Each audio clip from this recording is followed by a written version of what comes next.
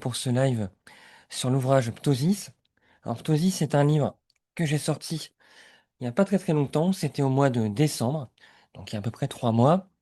Et c'est un livre pour lequel on m'écrit beaucoup. On me pose pas mal de questions sur le pourquoi, le comment, le processus créatif.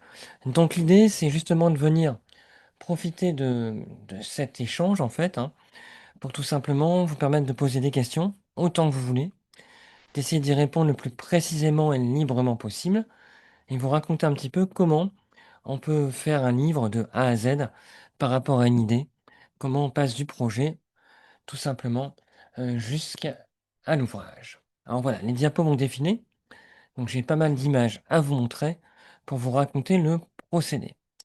Donc vous n'hésitez pas à me laisser un petit message dans le chat dès qu'il y a une question. J'ai déjà reçu pas mal de questions en amont, j'ai essayé de les intégrer à ma présentation. Là, je vais vous dérouler l'ouvrage et vous expliquer les techniques, le pourquoi du comment.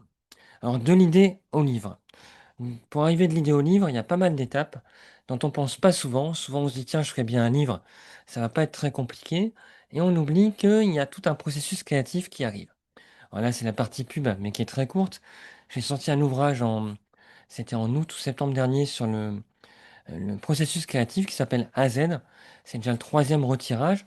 Je parle pas mal de l'édition, je parle un peu de l'editing, je parle des choix, de comment en fait on englobe tout ce processus. Donc ceux qui l'ont, n'hésitez pas à vous y replonger. Ceux qui ne l'ont pas, il en reste encore un tout petit peu de dispo. Mais là, l'idée, c'est justement de vous dévoiler vraiment en visio tout ce qui va être prise de vue, développement, tirage, numérisation, parce qu'on est bien obligé, même quand on est 100% argentique, de passer par une phase de numérisation à un moment. L'editing, le choix des supports, la mise en page, l'étalonnage, qui est un terme un peu qui sort un peu de la photographie, mais on va voir pourquoi. Le pré-presse, puis le livre, et même un petit peu la diffusion. Si vous avez des questions par rapport à tout ça, par rapport aux imprimeurs, par rapport au devis, ça va arriver dans cette phase-là. Alors, j'ai pas structuré la présentation en mettant à chaque fois un titre. Vous savez, je fais souvent des visioconférences. Parfois, je mets le plan et puis je suis un ordre très précis. Là, c'est vraiment beaucoup plus libre, hein. Ça sous-entend que lorsque vous voulez, vous, intervenir, j'insiste bien, vous laissez un petit message et je réponds en direct pour compléter mon propos. Parfois, il y a un petit décalage avec la diapo, donc j'essaie d'être un petit peu moins rapide que d'habitude et on y va. Tout d'abord, il faut bien comprendre quelque chose, c'est que je considère, et je ne suis pas le seul, on est nombreux en tant qu'auteur photographe, à considérer le livre comme un film. Finalement, c'est un peu l'équivalent. Beaucoup misent sur les expositions. Personnellement, je préfère l'édition.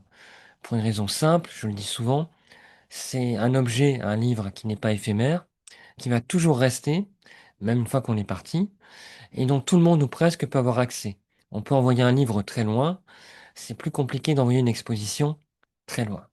Alors certains me diront: «Oui, mais on a internet qui permet de montrer des choses». Oui, mais les écrans ne sont pas calibrés. Là, vous voyez tous différemment les diapos, hein, quasiment. Alors que sur un livre, l'impression, elle est parfaitement verrouillée. Quand on fait bien les choses, on a quelque chose qui est pareil pour tout le monde. Donc déjà, c'est plus intéressant de penser l'objet livre comme une finalité.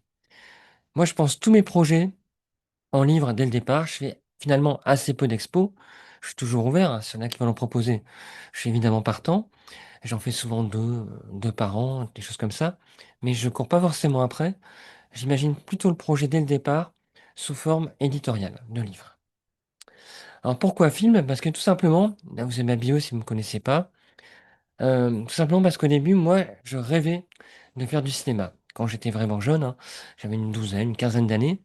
J'ai eu la chance d'avoir un grand-père qui m'emmenait très souvent au cinéma.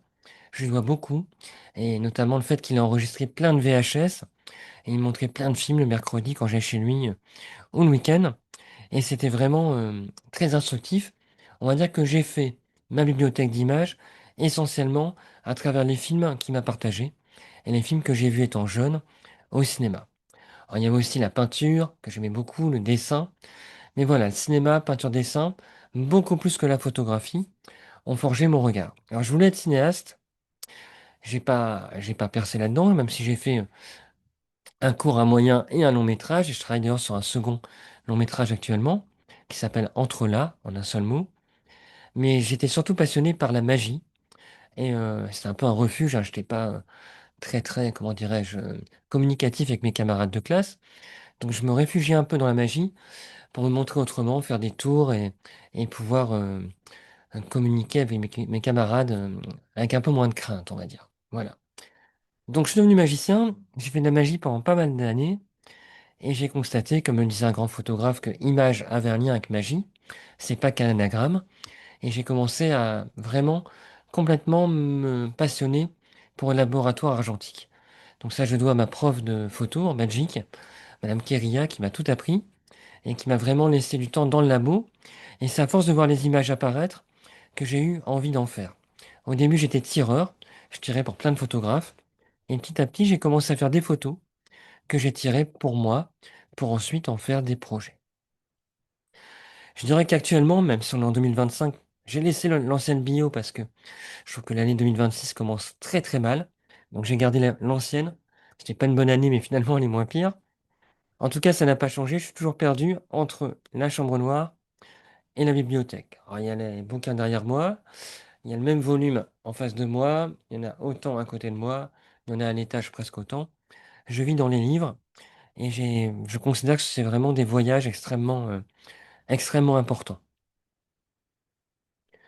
Alex Hobbes disait, je pense le livre comme une sorte de voyage émotionnel, pas seulement comme une collection d'images. Et je partage totalement cette opinion. C'est-à-dire que pour moi, la collection d'images ne sert pas. Je cherche absolument pas à faire un best-of en faisant un livre. C'est-à-dire que mon editing ne va pas du tout aller uniquement vers les images les plus fortes. Je vais plutôt chercher à faire comme au cinéma, à avoir plein de roches, avec des temps forts, des temps plus calmes, des respirations, et essayer de monter tout ça pour raconter une histoire comme on le fait au cinéma, d'où l'idée d'un livre comme un film. Ce qui m'intéresse dans cette citation, c'est le voyage émotionnel. C'est-à-dire que j'ai fait beaucoup d'ouvrages. Alors, je ne vous ai pas mis l'écran, mais je suis à peu près à une quarantaine d'ouvrages monographiques aujourd'hui. Puis j'ai participé à beaucoup d'autres. Et après, il y a les guides que je fais également pour les éditions Erol et mes guides personnels. Mais en gros, je trouve que Ptosis, c'est un ouvrage qui ressemble un peu, pour ceux qui connaissent, à Colorblind, qui était un livre que j'avais fait un peu avant, il y a déjà une dizaine d'années, en 2013. C'est un livre qui mélange en fait des photos de rue et des photos posées qui sont plus introspectives. Donc c'est vraiment un travail entre recherche au quotidien, dans tout ce qui m'entoure, et images que j'ai pensées, que j'ai créées avec des poses et que j'ai façonnées pour cohabiter avec ces images volées qui font partie du quotidien. Alors c'est aussi un voyage émotionnel quand on reçoit les bouquins. Là vous avez un carton en photo, mais je peux vous dire que quand j'ai reçu les 600 kilos, c'est à peu près le volume que représentait l'impression de Ptosis. C'est un livre qui est assez lourd, hein. Il pèse plus de 500 grammes, ce qui est toujours embêtant avec la poste. On peut y revenir dans les questions sur les devis, mais c'est assez galère en France pour envoyer des bouquins aujourd'hui. Et quand j'ai ouvert le carton pour la première fois, j'ai eu une grosse, enfin, une grosse émotion, vraiment quelque chose qui m'a, enfin, qui vous traverse parce que c'est un aboutissement. Et Ptosis, c'est pas juste un aboutissement de 2 ans et demi de travail, car c'est un projet qui m'a pris à peu près 2 ans et demi, 3 ans. C'est vraiment un aboutissement en fait de tout ce que j'ai fait en photo depuis le début. C'est l'addition de tous les bouquins que j'ai faits qui s'est, comment dirais-je, l'expérience de tous ces livres qui s'est concrétisée dans ce dernier ouvrage. Donc c'est un ouvrage que j'aime beaucoup. On aime toujours bien ces ouvrages, mais moi je suis plutôt à voir tous les défauts une fois qu'ils arrivent. Et là, c'est vraiment un ouvrage qui me plaît, qui continue à me plaire, même 3 mois après. Alors je regarde les questions en même temps. Alors, est-ce que j'avais des images en archive? Je vous dévoile juste après, j'avais quelques images, en effet en archive, qui me tenaient à cœur, mais que je voyais pas forcément dedans au départ, et qui se sont insérées au fil du temps par une méthode que je vais vous montrer, hein, qui est ma méthode pour tous mes projets, en fait, une sorte de méthode de prise de notes que je vais vous diffuser. Donc ça, on va y revenir. Très bonne question sur laquelle je vais rebondir. Merci Catherine. Je vous mets le livre recto verso. Donc vous avez à droite, évidemment, le recto et de l'autre côté, à gauche, le verso avec le petit texte, sur lequel je reviendrai également. La couverture, je vous redirai par la suite, mais je voulais pas ça au départ. Et c'est une couverture qui s'est affirmée, comme souvent, 2, 3 jours avant l'impression du livre. C'est-à-dire que j'ai vraiment envoyé au dernier moment à l'imprimeur le fichier de couverture,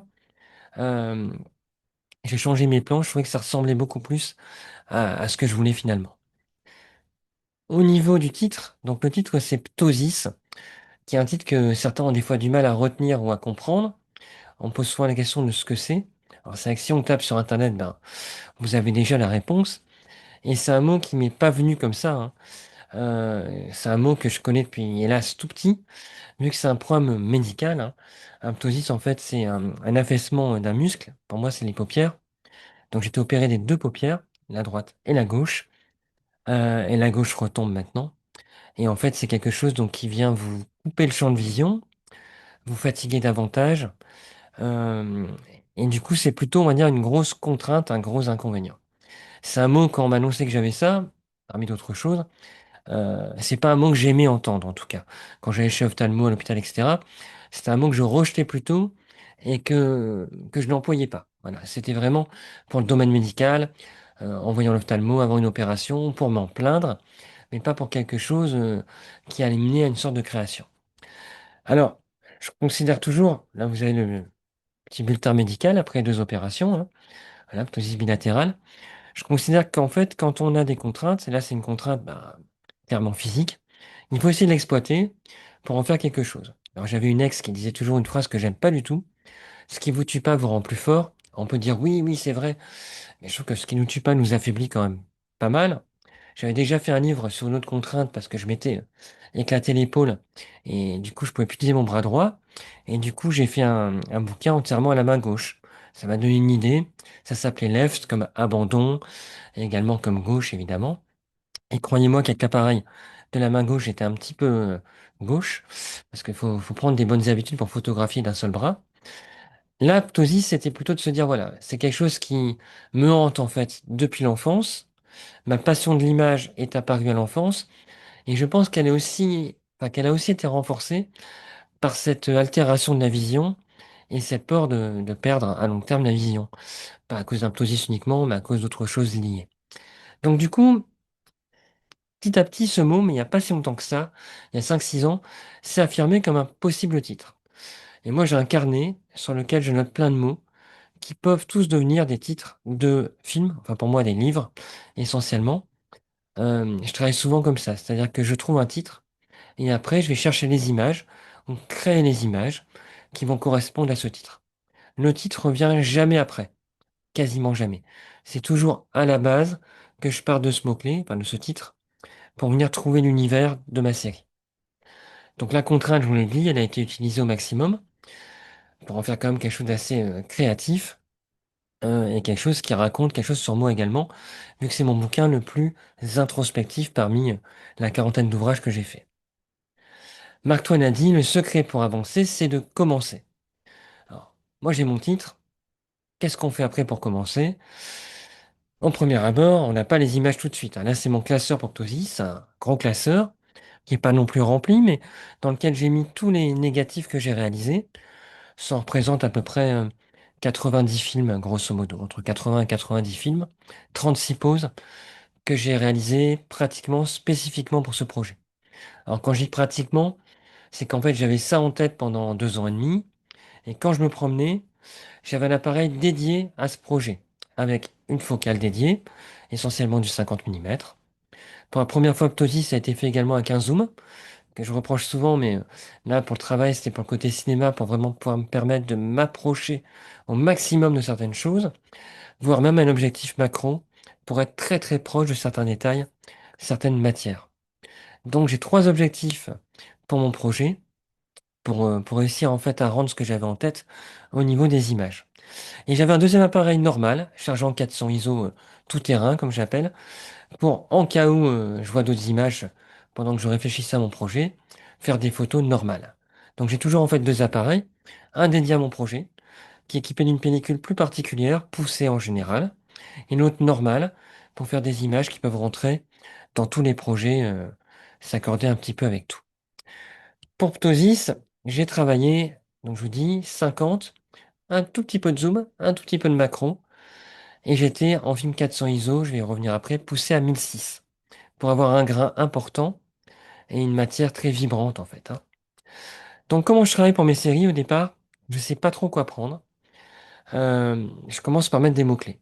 Donc j'ai mon titre, et autour, je viens mettre tout le champ lexical du mot, tout ce qui me vient à l'esprit. J'ai un petit peu d'écriture automatique.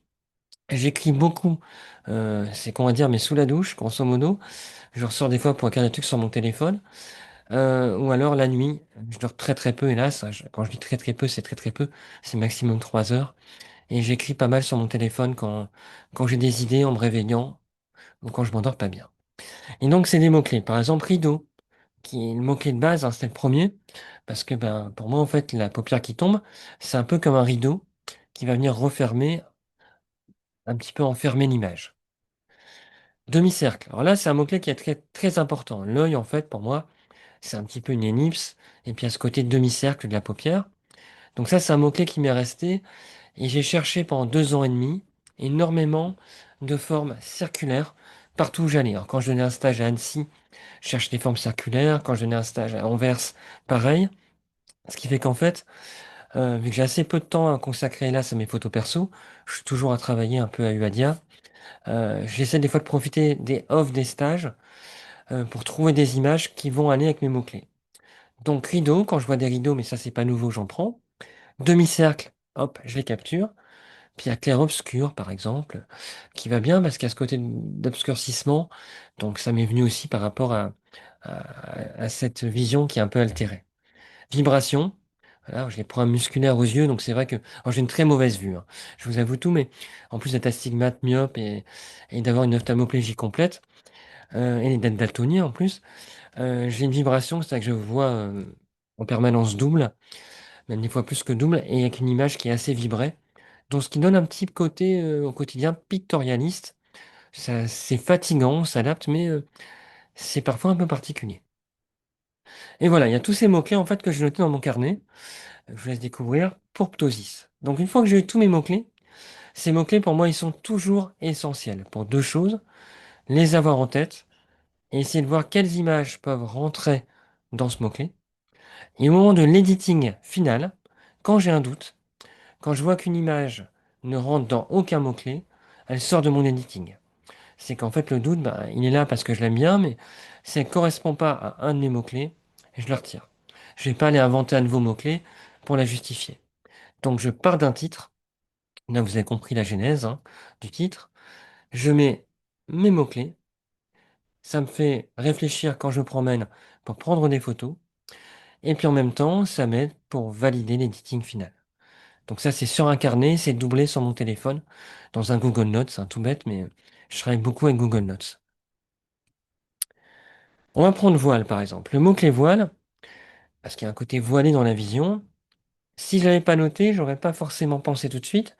Lorsque j'étais à Amiens, non, c'était pas à Amiens d'ailleurs, je m'étais à Cambrai, euh, puis il y avait une église qui était ouverte, je suis rentré, et voilà, j'ai vu ce voile, et en plus j'ai vu la forme de demi-cercle apparaître, un peu comme un œil. Vous voyez tout ça facilement ici. On a ce côté qui rappelle l'œil, hein, tout simplement, avec la paupière baissée un petit peu qu'on peut imaginer ici. Donc moi je vois ça, je déclenche. Et puis comme ça correspond à deux de mes mots-clés. Je sais qu'elle rentre dans ma série. Et puis je suis assez content déjà là-dessus. Je sais qu'elle n'est pas, comment dirais-je, hors contexte. Tout a été pris, je vous disais, en Ilford Pan 400. Donc c'est mon film que j'ai utilisé. C'est un film que je n'achète plus pour une raison simple, il n'existe plus. C'est-à-dire qu'en fait, dès qu'on a une date de péremption qui est assez récente, hein, qui va en 2029, etc., c'est un film qui est rebadgé. C'est-à-dire que désormais, c'est de l'APX 400. Donc les Ilford Pan 400 d'avant, c'était de l'HP5 qui était un petit peu mis au rebut. C'était un film destiné à des pays un peu pauvres, etc. Donc on vendait moins cher. Le fameux film rose d'Ilford. Moi j'aimais bien. Il n'était pas toujours homogène, mais il y avait un bon grain, une bonne dynamique, un bon contraste. Et il supportait bien les poussées. Et quand je le poussais à 1600, je le développais, je crois, 11 minutes à peu près d'endurodinal, avec une température un peu élevée pour monter un peu le contraste général de l'image, du négatif.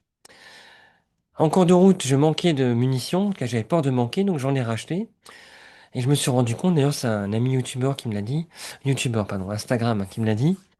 Je traîne pas trop à la base sur YouTube, donc c'est plutôt sur Insta qu'on communique. Et il m'a dit, voilà, les nouvelles sont marquées nouvelle émulsion. et j'ai remarqué que c'était plus les mêmes films. J'ai fait un test, c'était pas les mêmes temps de développement. C'était donc de l'AGFA, enfin ancienne AGFA APX 400, qu'on appelle également la Kentmer. Donc en gros, la nouvelle Ilford Pan 400, AGFA APX 400 et la Kentmer 400, c'est trois films identiques qui ne sont pas de la vraie Pan 400 et qui coûtent tous un prix différent. Donc prenez la moins chère, prenez la APX et vous avez un film actuel à utiliser. Moi, du coup, j'allais pas reprendre de HP5, je me suis contenté de mon stock et j'en ai eu assez pour finir la série. Je vous ai dit à peu près 80-90 bobines. Vous remarquez peut-être que les images, elles ont donc du grain parce qu'elles sont poussées, mais elles ont également un contour jaune. L'image est chaude. Ce que j'ai voulu en fait, c'est avoir un côté un peu rétro sur les papiers anciens.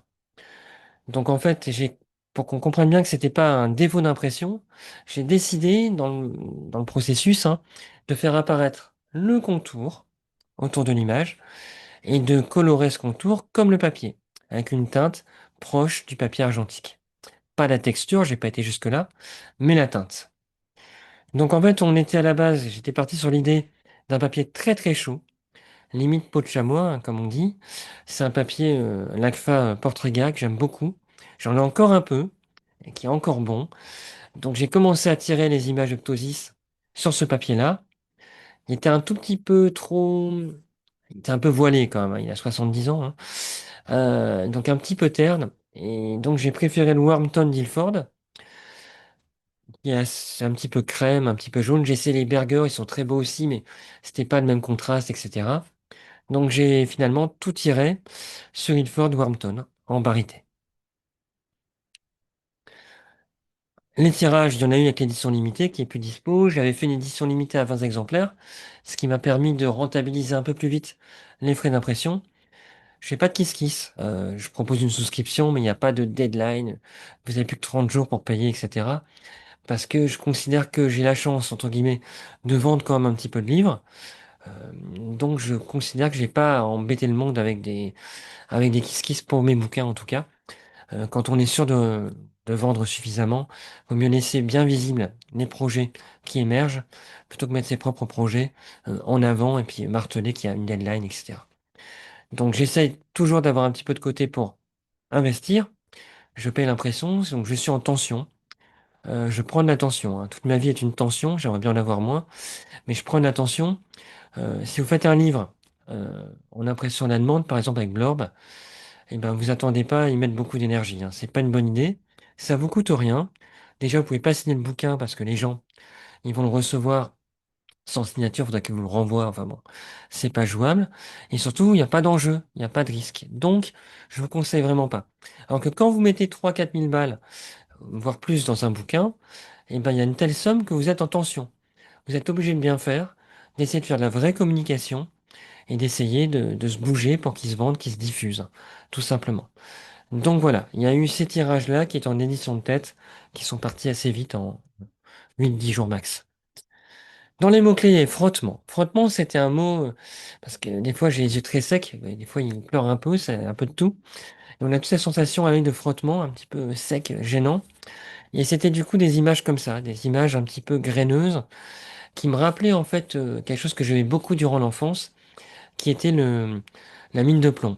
Quand j'avais des cours de dessin, j'adorais frotter ma mine de plomb ou des crayons très gras, des 5B, des 6B, sur la surface canson, graineuse du papier. Et en fait, quand j'étais gamin, j'étais assez fan d'un peintre qui s'appelle Georges Seurat, notamment cette œuvre Sur la route, que j'ai retrouvée il n'y a pas longtemps, après l'impression du bouquin. Et je suis certain que cette image, elle m'a hanté, et elle a un petit peu inspiré la prise de vue que vous avez là, cette image-là, que j'ai appelée la route crayonnée, avant de me rappeler que c'était sur la route de Seurat. On a le même rendu comme ça, frotté, graineux. Vous voyez toutes les textures. On pouvait zoomer sur Zoom, c'est l'avantage. D'où son nom, jusqu'à 300 fois, 3 fois la taille. Et vous pouvez voir le grain qui est ici, qui est très important. Donc 1600 ISO, un peu surdéveloppé, pour retrouver la matière comme ça du dessin. Ou les premiers films également au cinéma, très contrastés et un peu vibrants qu'on trouvait.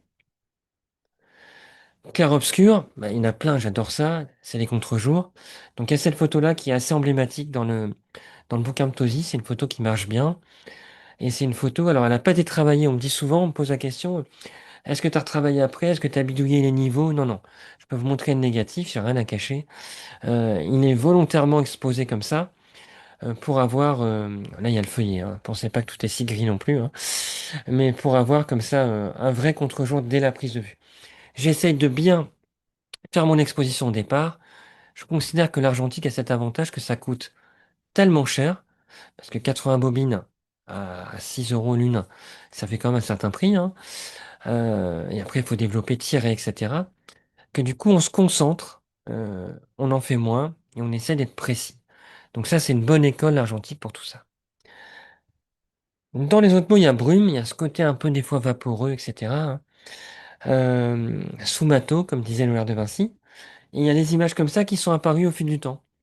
Ça, c'est une image que j'aime beaucoup et qui a été faite en fait un peu par hasard. J'ai posé mes lunettes sur ma table lumineuse et quand j'ai rallumé ma table, elles sont apparues très contrastées, très graphiques. Et du coup, je me suis amusé à poser dessus une feuille de calque. Ça, vous avez toutes les astuces hein, pour brouiller.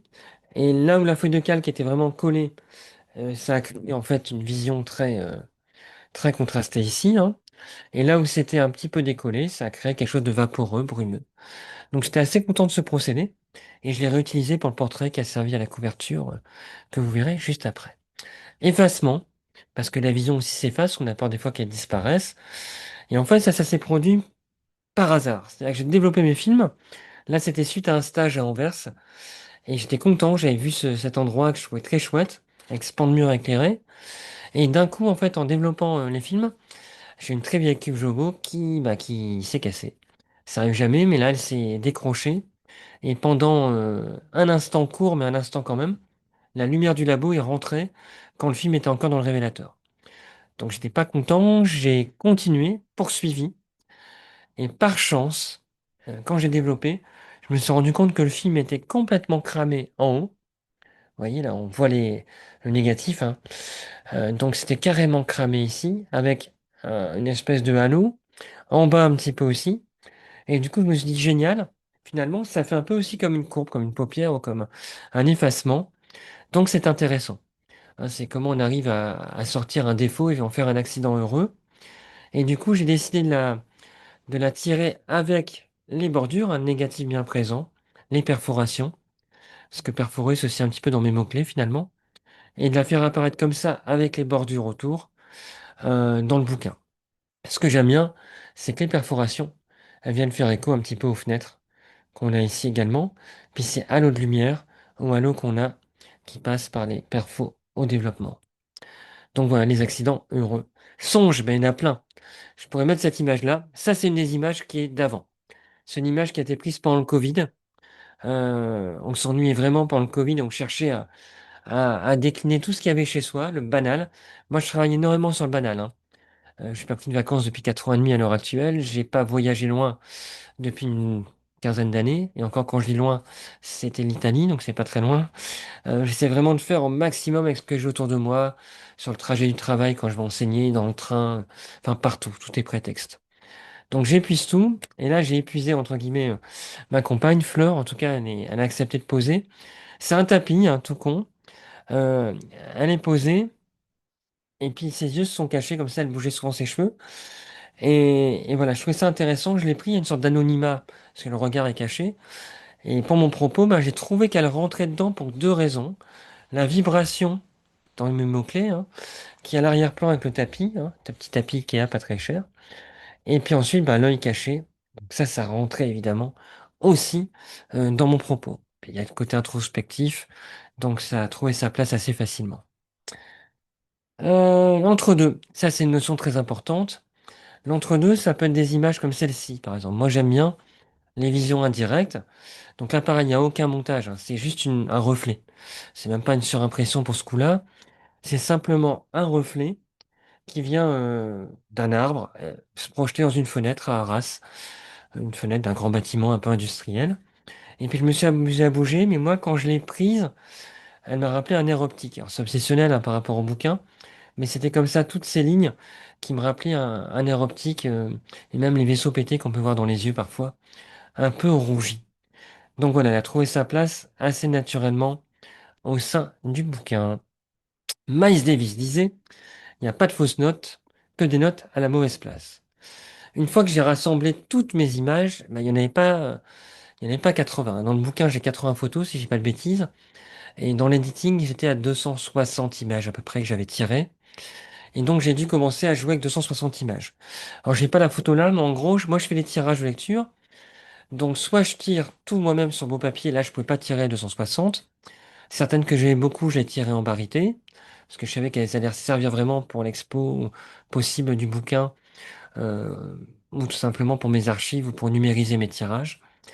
Et le reste, je tire en fait, donc je numérise aussi mes négatifs, ou je tire sur du papier plastique, ça dépend. Et en tous les cas, j'imprime avec une imprimante vraiment pas bonne, hein. Une imprimante qui m'a rien coûté, une imprimante laser, qui fait que un A4 me coûte, je crois, 4 centimes, 3 centimes. Et je mets des 10-15, donc 4 10-15 sur un A4, je coupe au massicot, ça me revient même pas un centime la photo. J'imprime tous mes photos en petit format, lisible, pas forcément bien, comment dirais-je, bien post-traité, hein, mais en tout cas bien lisible. De toute façon, je les connais. Je mets tout dans une boîte, et c'est une boîte que je vais emmener partout avec moi.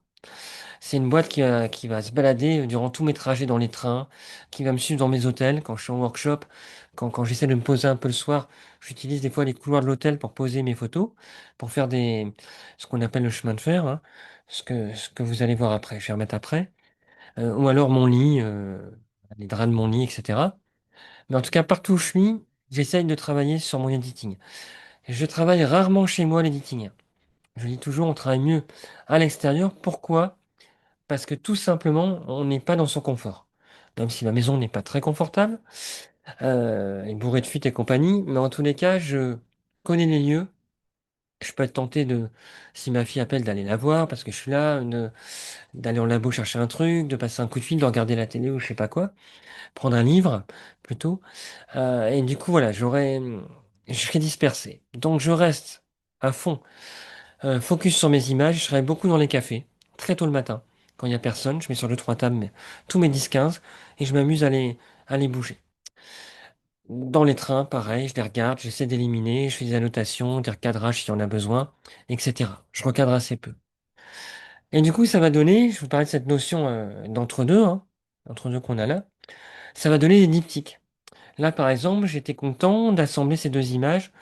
Mon œil, c'est mon œil à moi, hein, et puis cette voûte dans un grand édifice, et de jouer évidemment sur les courbes, hein.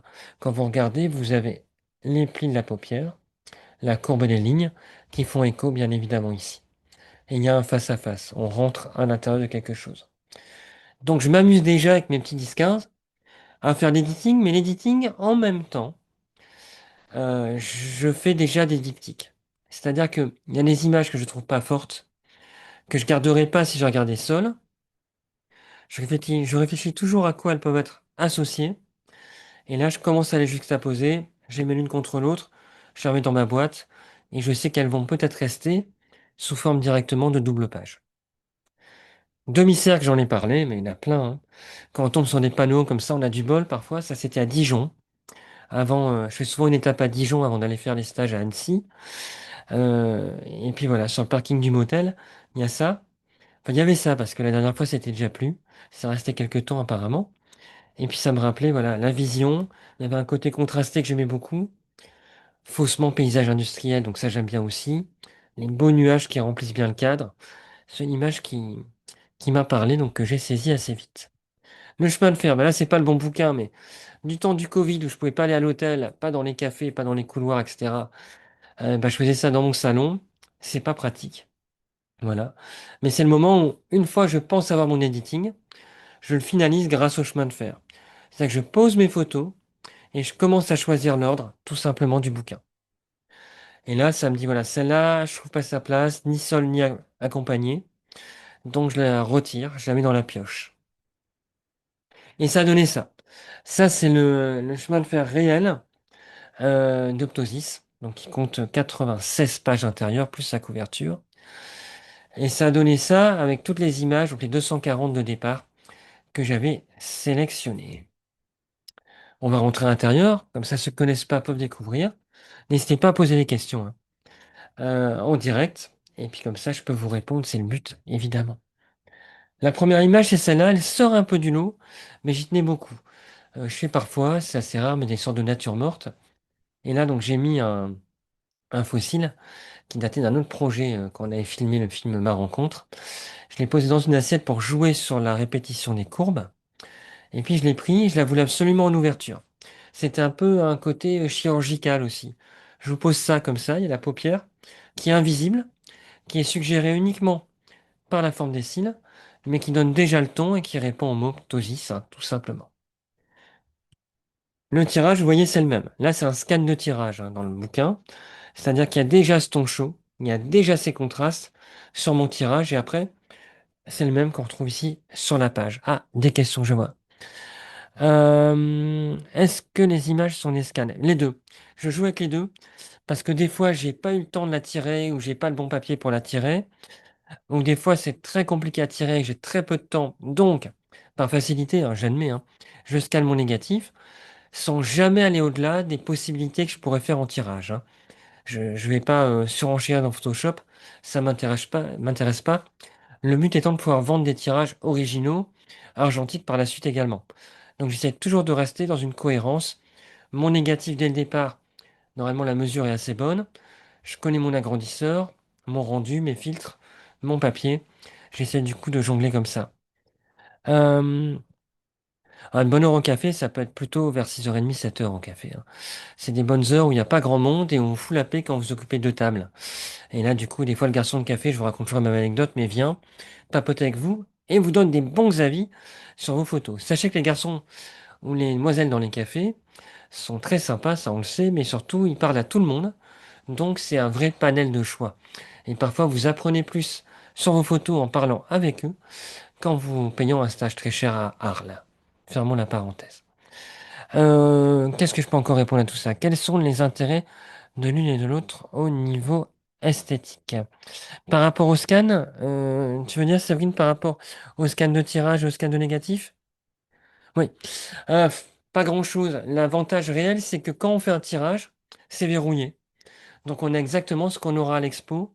Il n'y a pas de maquillage à faire en plus. Et c'est beaucoup plus simple de numériser du papier qu'un négatif. Parce que tout simplement, même un scanner pas très cher, à plat, pas de problème. Négatif, parfois, la netteté, ça laisse à désirer. Donc c'est plus simple de partir de tirage. Moi, à une époque, j'avais même réalisé des tirages pour Plossu, qui avait servi à la photogravure pour son livre. Donc ça, c'était pas mal. Voilà. J'essaie toujours de partir maintenant de tirage pour numériser. Je trouve que c'est mieux. Je me sens plus à l'aise avec ce que je fais. Mais après, voilà, le négatif, parfois, c'est bien aussi quand on n'a pas le temps de tout tirer, évidemment. Donc, je remets le tirage. Oui, il est là. Il n'est pas immense. Vous voyez la taille du stylo. J'aime bien les formats un peu intimistes. Et puis j'aime bien le fait aussi que ça rentre dans le scanner à plat. Plus pratique. Donc cette image, première page. Là, on a une feuille noire dans le bouquin. Et regardez bien, fixez bien la courbe qui est là. On se concentre et quand on tourne la page, on arrive sur une double page. On a juste un trait comme une virgule qui vient épouser la forme de la paupière. Donc ça, j'y tenais, comme un jeu graphique. Tout en bas, à droite, mon nom, pas en immense, et le titre en plus grand. Ce qui me permet en fait de dédicacer quand vous l'avez reçu ou si vous le commandez, vous l'avez là, mon petit mot qui est ici sur la page. En fait, mon regard, mon nom et entre deux, ce que j'ai envie de dire. Voilà. Donc c'est un truc graphique que je trouve assez marrant. Ça donne envie de revenir en arrière, d'avancer et de trouver un écho. J'aime beaucoup qu'il y ait des petits détails dans le bouquin qu'on voit pas forcément au premier abord, mais qui fait quand on le ressort, quand on se replonge dedans, on fait tiens, ah oui, il y avait ça. Finalement, c'est pas fait au hasard. Jamais. Ensuite, on a sur cette double page, alors, vous imaginez toujours une ligne ici, hein. Là, c'est le centre du livre. Voilà. On a cette petite image qui est ma main. Voilà. J'ai mis ma photo comme ça. Devant un écran de télé avec de la neige. Et vous avez un texte. Alors, le texte, je vais le mettre en grand. Là, c'est carrément le bouquin. Et on a un texte, je vais vous lire juste après. Je regarde d'abord le mot. Euh, Ah, pourquoi pas majuscule? En fait, je voulais garder Ptosis en minuscule et je voulais pas que mon nom il paraisse plus grand, pas les mêmes typos, les majuscules c'est un peu, ça attire plus vite l'œil. Et puis j'aime bien que mon nom s'efface un peu au profit de mes images. Voilà. Donc j'aime bien parfois ne pas mettre de majuscules, même si la règle typographique, normalement, on devrait l'avoir. Mais là, je trouvais que ça passait un petit peu mieux. Voilà pour répondre à la question qui est pertinente. Les critères de choix pour le format, eh ben, on va y venir. Impeccable. Il y a plein de questions. Je suis content, c'est top. D'abord le texte. Alors le texte, c'est le regard se ferme à demi, comme si le monde pesait trop.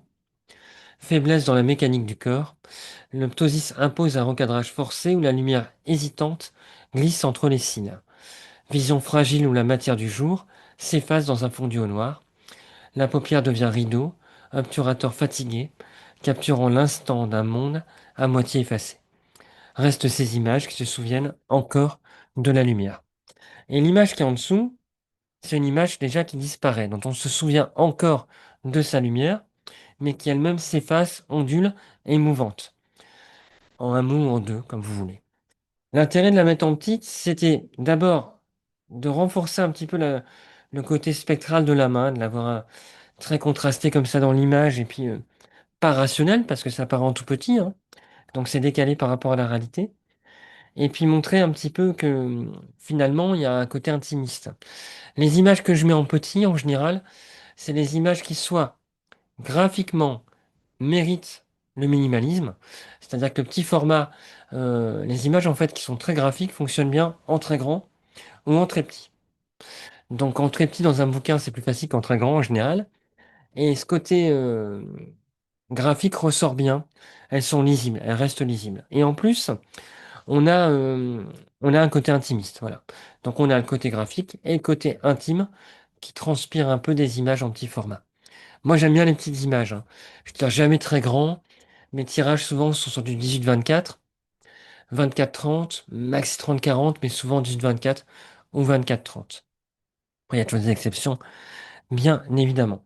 Et donc là, je l'ai mis en bas de page pour qu'elle vienne faire résonner le texte, hein, tout simplement. Il y a plein d'échos à ce qui est dit. Et vous remarquez également qu'il y a un vignettage, hein, qui est ici, qui se ferme un peu aussi comme les angles de la vision, encore une fois, altérés. Donc petit format, bordure jaune.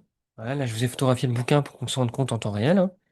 Voilà. Et puis on voit qu'on a un papier qui n'est pas complètement blanc. C'est un All-in. Alors, All-in, c'est un très beau papier qui m'a été conseillé par les amis de Oblique. Ils m'ont rendu un grand service parce que pour anecdote, j'avais été parti sur un papier Monken, hein, que j'aime beaucoup. Et puis un matin, l'imprimeur m'appelle et il me dit, ça va, vous allez bien? C'était très tôt le matin. Et je dis, ça va bien et vous? Il fait, moi ça va, mais vous, ça va pas durer parce qu'on n'aura pas le papier. Donc en effet, c'était un petit peu chaud, quoi. Je me suis dit, on n'a pas le papier, comment on fait? Et en fait, il m'a dit, écoutez, on a ça en stock, on peut avoir ça également. Choisissez s'il y a un truc qui vous convient, sinon il faudra décaler la date, mais on ne pourrait pas livrer le bouquin à temps. Et donc moi en plus j'étais dans un train, c'était la galère.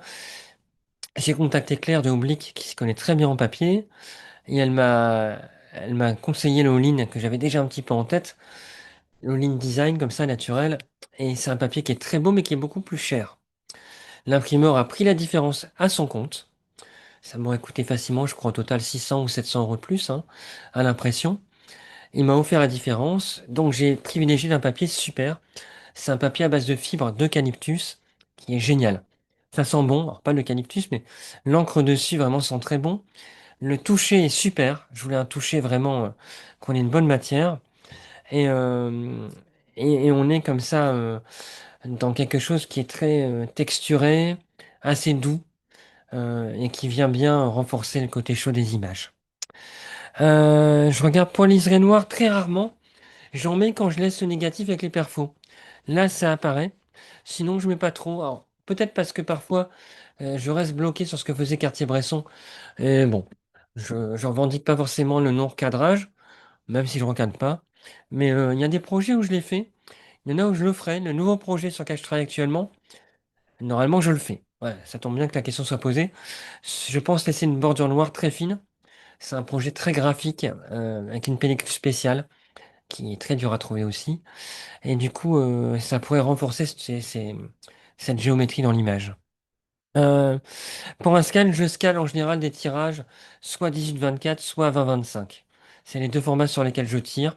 Et c'est cela que je scanne, tout simplement. Et après, en négatif, je scanne du 24-36, mais pas en grand, hein, parce que les bons scanners 24-36, ça n'existe plus.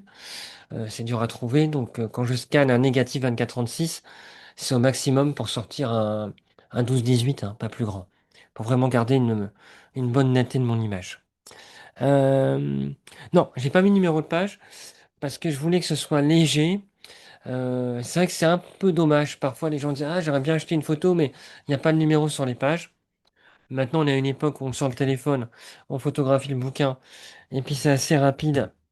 On envoie une capture. Voilà. Après, je me dis, il n'y a pas non plus de numéro sur le site, donc voilà. Quand on veut trouver une image, on peut toujours tomber.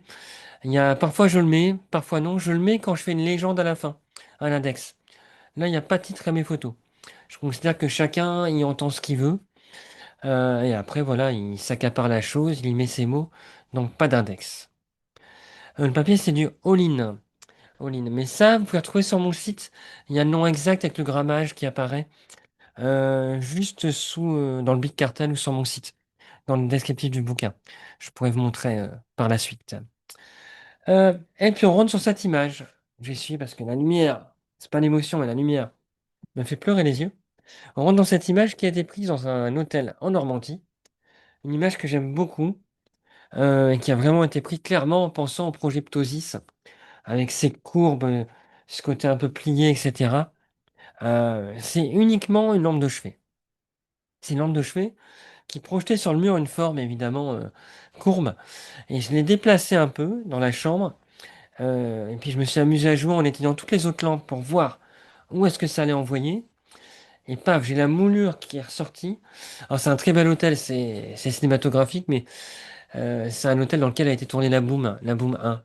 Donc on est en Normandie, à Cabourg, et c'est des belles moulures dans les chambres, des belles lampes, etc. Et donc voilà, j'ai saisi cette image comme ça, qui du coup fait l'ouverture. Longtemps dans ma tête, c'était la couverture du livre. Puis j'ai abandonné au dernier moment pour des raisons techniques et personnelles. J'y reviendrai à la fin. Un grand merci pour vos retours sur cette image, ça fait très très plaisir. Euh, on a ces deux-là qui arrivent après. Je vous montre tout le bouquin, comme ça vous voyez tout. C'est pas être trop long non plus, hein, mais voilà un peu l'idée. À gauche, c'est un portrait pris à Ostende, dans un hôtel que j'adore, le Thermae Palace. Et quand on monte un peu dans les étages, on a des fenêtres qui sont jamais trop nettoyées, parce que personne ne traîne dans ces coins-là. Et on a du coup une belle lumière qui tape vers 9 heures du matin. Et donc cette image a été prise comme ça à contre-jour total pour jouer sur les matières. Ce qui m'intéresse vraiment, c'est les matières qu'on a là, qu'on a dans l'image. Et là, on a plein de matières également sur le bocal qui accueille cette fleur retournée. Et du coup, je trouve ça assez joli. Alors, j'explique pas toujours non plus tout, hein.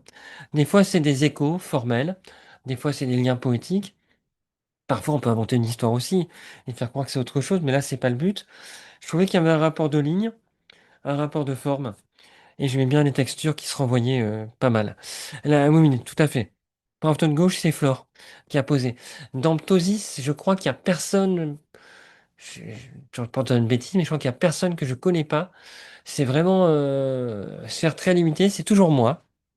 Mes mains, mes yeux, mes machins, enfin, mes bras, ou Flore en général. Donc c'est toujours nous deux qui sommes dans le bouquin. Là, au niveau du format, j'ai vraiment essayé de jouer sur un équilibre. Vous remarquez que les verticales, la largeur des verticales, marche comprise, est la même que l'horizontale. Donc longtemps, j'ai eu un dilemme. Est-ce que les images en grand, j'agrandis les bordures ou je les laisse toutes pareilles? J'ai mis 5 mm partout pareil pour éviter en fait les transparences, tout simplement. Quand j'ai une image horizontale au dos d'une verticale, et ben, j'ai chaque fois les mêmes dimensions pour mes bordures. Donc, j'ai pas d'aplats noirs qui apparaissent en transparence, par exemple. Le All-in, c'est un très beau papier qui a une bonne main, donc qui est assez opaque. Bouquin vraiment, pour moi, c'est un bouquin exceptionnel. Par rapport aux 40 bouquins que j'ai fait, il y a le plus beau rendu, en fait. Je me suis offert un beau cadeau et j'ai eu la chance d'avoir un imprimeur qui m'a suivi. Parce que voilà, l'objet ressemble vraiment à ce que j'avais en tête, avec Colorblind et, Et peut-être Little Colors, c'est vraiment les bouquins les plus aboutis dans la forme. Euh, donc je suis assez content. Donc j'ai pas trop de transparence, mais au cas où, j'y pense quand même dans les dimensions de mes images. On monte, donc il y a des images en bas, en haut, qui suivent une grille, toujours dans la même largeur. Et là, c'est un diptyque un peu qui fait écho avec une sorte de libération, enfermement, avec ce grillage. Alors, il y a plein d'anecdotes, hein. À gauche, c'est pris sur la route quand on repartait de la Normandie. À droite, on a eu un pneu crevé, on devait attendre sur un parking. Et puis bah, ça, c'était le soir. Un coup de flash sur un barbelé, voilà, avec un zoom, là, pour le coup. Il y a pas de mauvaise... Enfin, il n'y a pas de mauvais moment pour faire des photos, finalement. On attend une dépanneuse et puis ça peut servir. Les images ne sont pas recadrées. C'est-à-dire que quand j'ai fait cohabiter mes 10-15, j'essaie de voir vraiment ce qui va matcher au niveau des formes. Après, si vraiment, en recadrant de quelques millimètres, ça passe mieux, je me le permets, hein, il n'y a pas de problème. De toute façon, mon margeur et puis mon cache d'agrandisseur, des fois, recadre un peu l'image, la rogne un peu. Mais voilà, sinon c'est vraiment le cadre de l'image pris à la prise de vue. J'essaye vraiment de penser dès que je déclenche pour ne pas avoir à recadrer après. Donc là, toutes ces courbes, en fait, tac, tac, tac, on remonte, on repasse, on redescend. Là, vous remarquez, vous voyez la forme graphique, tous les losanges qui apparaissent sur l'image de droite pour remplir un peu cette surface qui était très opaque à gauche. Là, on la remplit par des formes des losanges. L'image après, bah, c'est mon œil. Alors, se photographier l'œil, c'est très dur, surtout d'une main, donc il n'est pas net. Voilà, c'est pour ça que j'avais un objectif macro pour essayer, pour tenter le truc. Euh, Par contre, ce qui m'intéressait, c'est qu'à l'intérieur, on voyait une répétition de la lampe que j'avais mis en face et plein de petits points comme ça qui se reflétaient. Et du coup, j'ai joué sur un hôtel avec plein de répétitions et de cercles qui se reflètent également. Alors, on parlait du tour noir, hein. Bah là, vous voyez, il y a le tour du négatif qui apparaît ici. Mal découpé. Alors, moi, je coupe jamais droit mes négatifs. Enfin, je vois pas très bien. Et donc, du coup, j'aime bien garder le négatif tel qu'il a été coupé dans ma maquette. C'est plus vivant, c'est plus honnête. Ouais, ça correspond à ce qui a été fait, quoi. Voilà. Et puis, un des couloirs que j'aime bien occuper. Vers 3 heures du matin, en général, il n'y a plus trop de passages, 3-4 heures. Et donc, entre 3 et 4 heures, parfois, je sors dans le couloir et je pose tous mes 10-15 par terre pour faire un chemin de fer vertical. Et ça me permet d'avoir une grande vision sur 4-5 mètres de long, des fois plus. Je fais une photo au téléphone, je remballe tout et je me renferme dans ma chambre avant qu'on me pose des questions. Donc les couloirs d'hôtel me sont très pratiques pour travailler. Comment choisis-tu de mettre par exemple la photo horizontale en haut ou en bas ou décalée? Ben, ça va dépendre de ce qu'il y a dans l'image d'à côté, s'il y a des lignes qui se correspondent ou s'il y a un sujet dans l'image qui mérite une élévation. Ça peut jouer. Là, il y a des formes d'œil un peu partout dans l'image de droite. Donc j'ai laissé centrer tout simplement. Et après, c'est aussi l'idée d'avoir dans mon chemin de fer une alternance haut, bas, centre. Pas toujours du haut, pas toujours du bas, pas toujours du centre. Pour avoir une dynamique dans le bouquin et qu'on ne se lasse pas quand on le feuillette. Il y a vraiment une grosse réflexion aussi là-dessus quand je fais le chemin de fer. Qu'on n'ait pas 2 fois d'affilée la même mise en page. Qu'on ait toujours les mêmes grilles d'image, hein. C'est-à-dire qu'elles adoptent une même largeur, une même hauteur, mais qu'on n'ait pas 2 fois le horizontal, vertical, ou en tout cas pas trois, le moins possible. Là, voyons, on revient en haut. Là, c'est deux images qui, je trouvais, fonctionnaient bien en hauteur. Il y a la personne qui regarde par la fenêtre, et puis on a ce bruissement derrière. La logique voudrait qu'on ait le bruit devant, mais moi, ce qui m'intéresse, c'est plutôt qu'on s'intéresse au bruit et qu'on revienne dessus. C'est-à-dire qu'on commence à être très attiré par l'image de droite. Il faut savoir que notre lecture, on regarde toujours de droite à gauche, hein, grosso modo, hein. Enfin, on fait gauche-droite, mais on se bloque plutôt sur la droite, excusez-moi. On reste plus longtemps sur la page de droite. Et donc après, vu qu'il y a un mystère, on vient sur la gauche pour essayer de comprendre le lien qu'elle a avec cette silhouette qui regarde quelque chose. Donc on peut imaginer que c'est un bruit qui l'a attiré, ou c'est ce qu'elle voit, peu importe. Il n'y a pas forcément une chronologie logique. Ce que j'aime, c'est que ça reste complètement énigmatique. Le buisson, c'est une photo que j'ai fait nette. Et en fait, je me suis rendu compte euh, que j'avais fait par erreur une deuxième fois en pause assez longue, vu qu'elle avait bougé, je suis mal levé. Et je trouve qu'elle raconte quelque chose. Je ne sais pas pourquoi, je l'aime beaucoup. Ça en fait une belle page de garde pour le bouquin. Elle est très très vibrante. On reste dans la vibration, du coup, avec cette route. Peut-être qu'elle regardait quelqu'un qui partait. en voiture, et puis hop, qui se met comme ça à s'animer sur cette route crayonnée que vous connaissez maintenant. Cette image-là, toute seule, parce qu'elle est très forte et j'ai toujours d'énormes retours sur celle-là. Pourtant, quand je l'ai pris, elle m'a semblé facile, entre guillemets. C'est un magasin de robes qui était fermé, en fait, hein, qui marchait plus.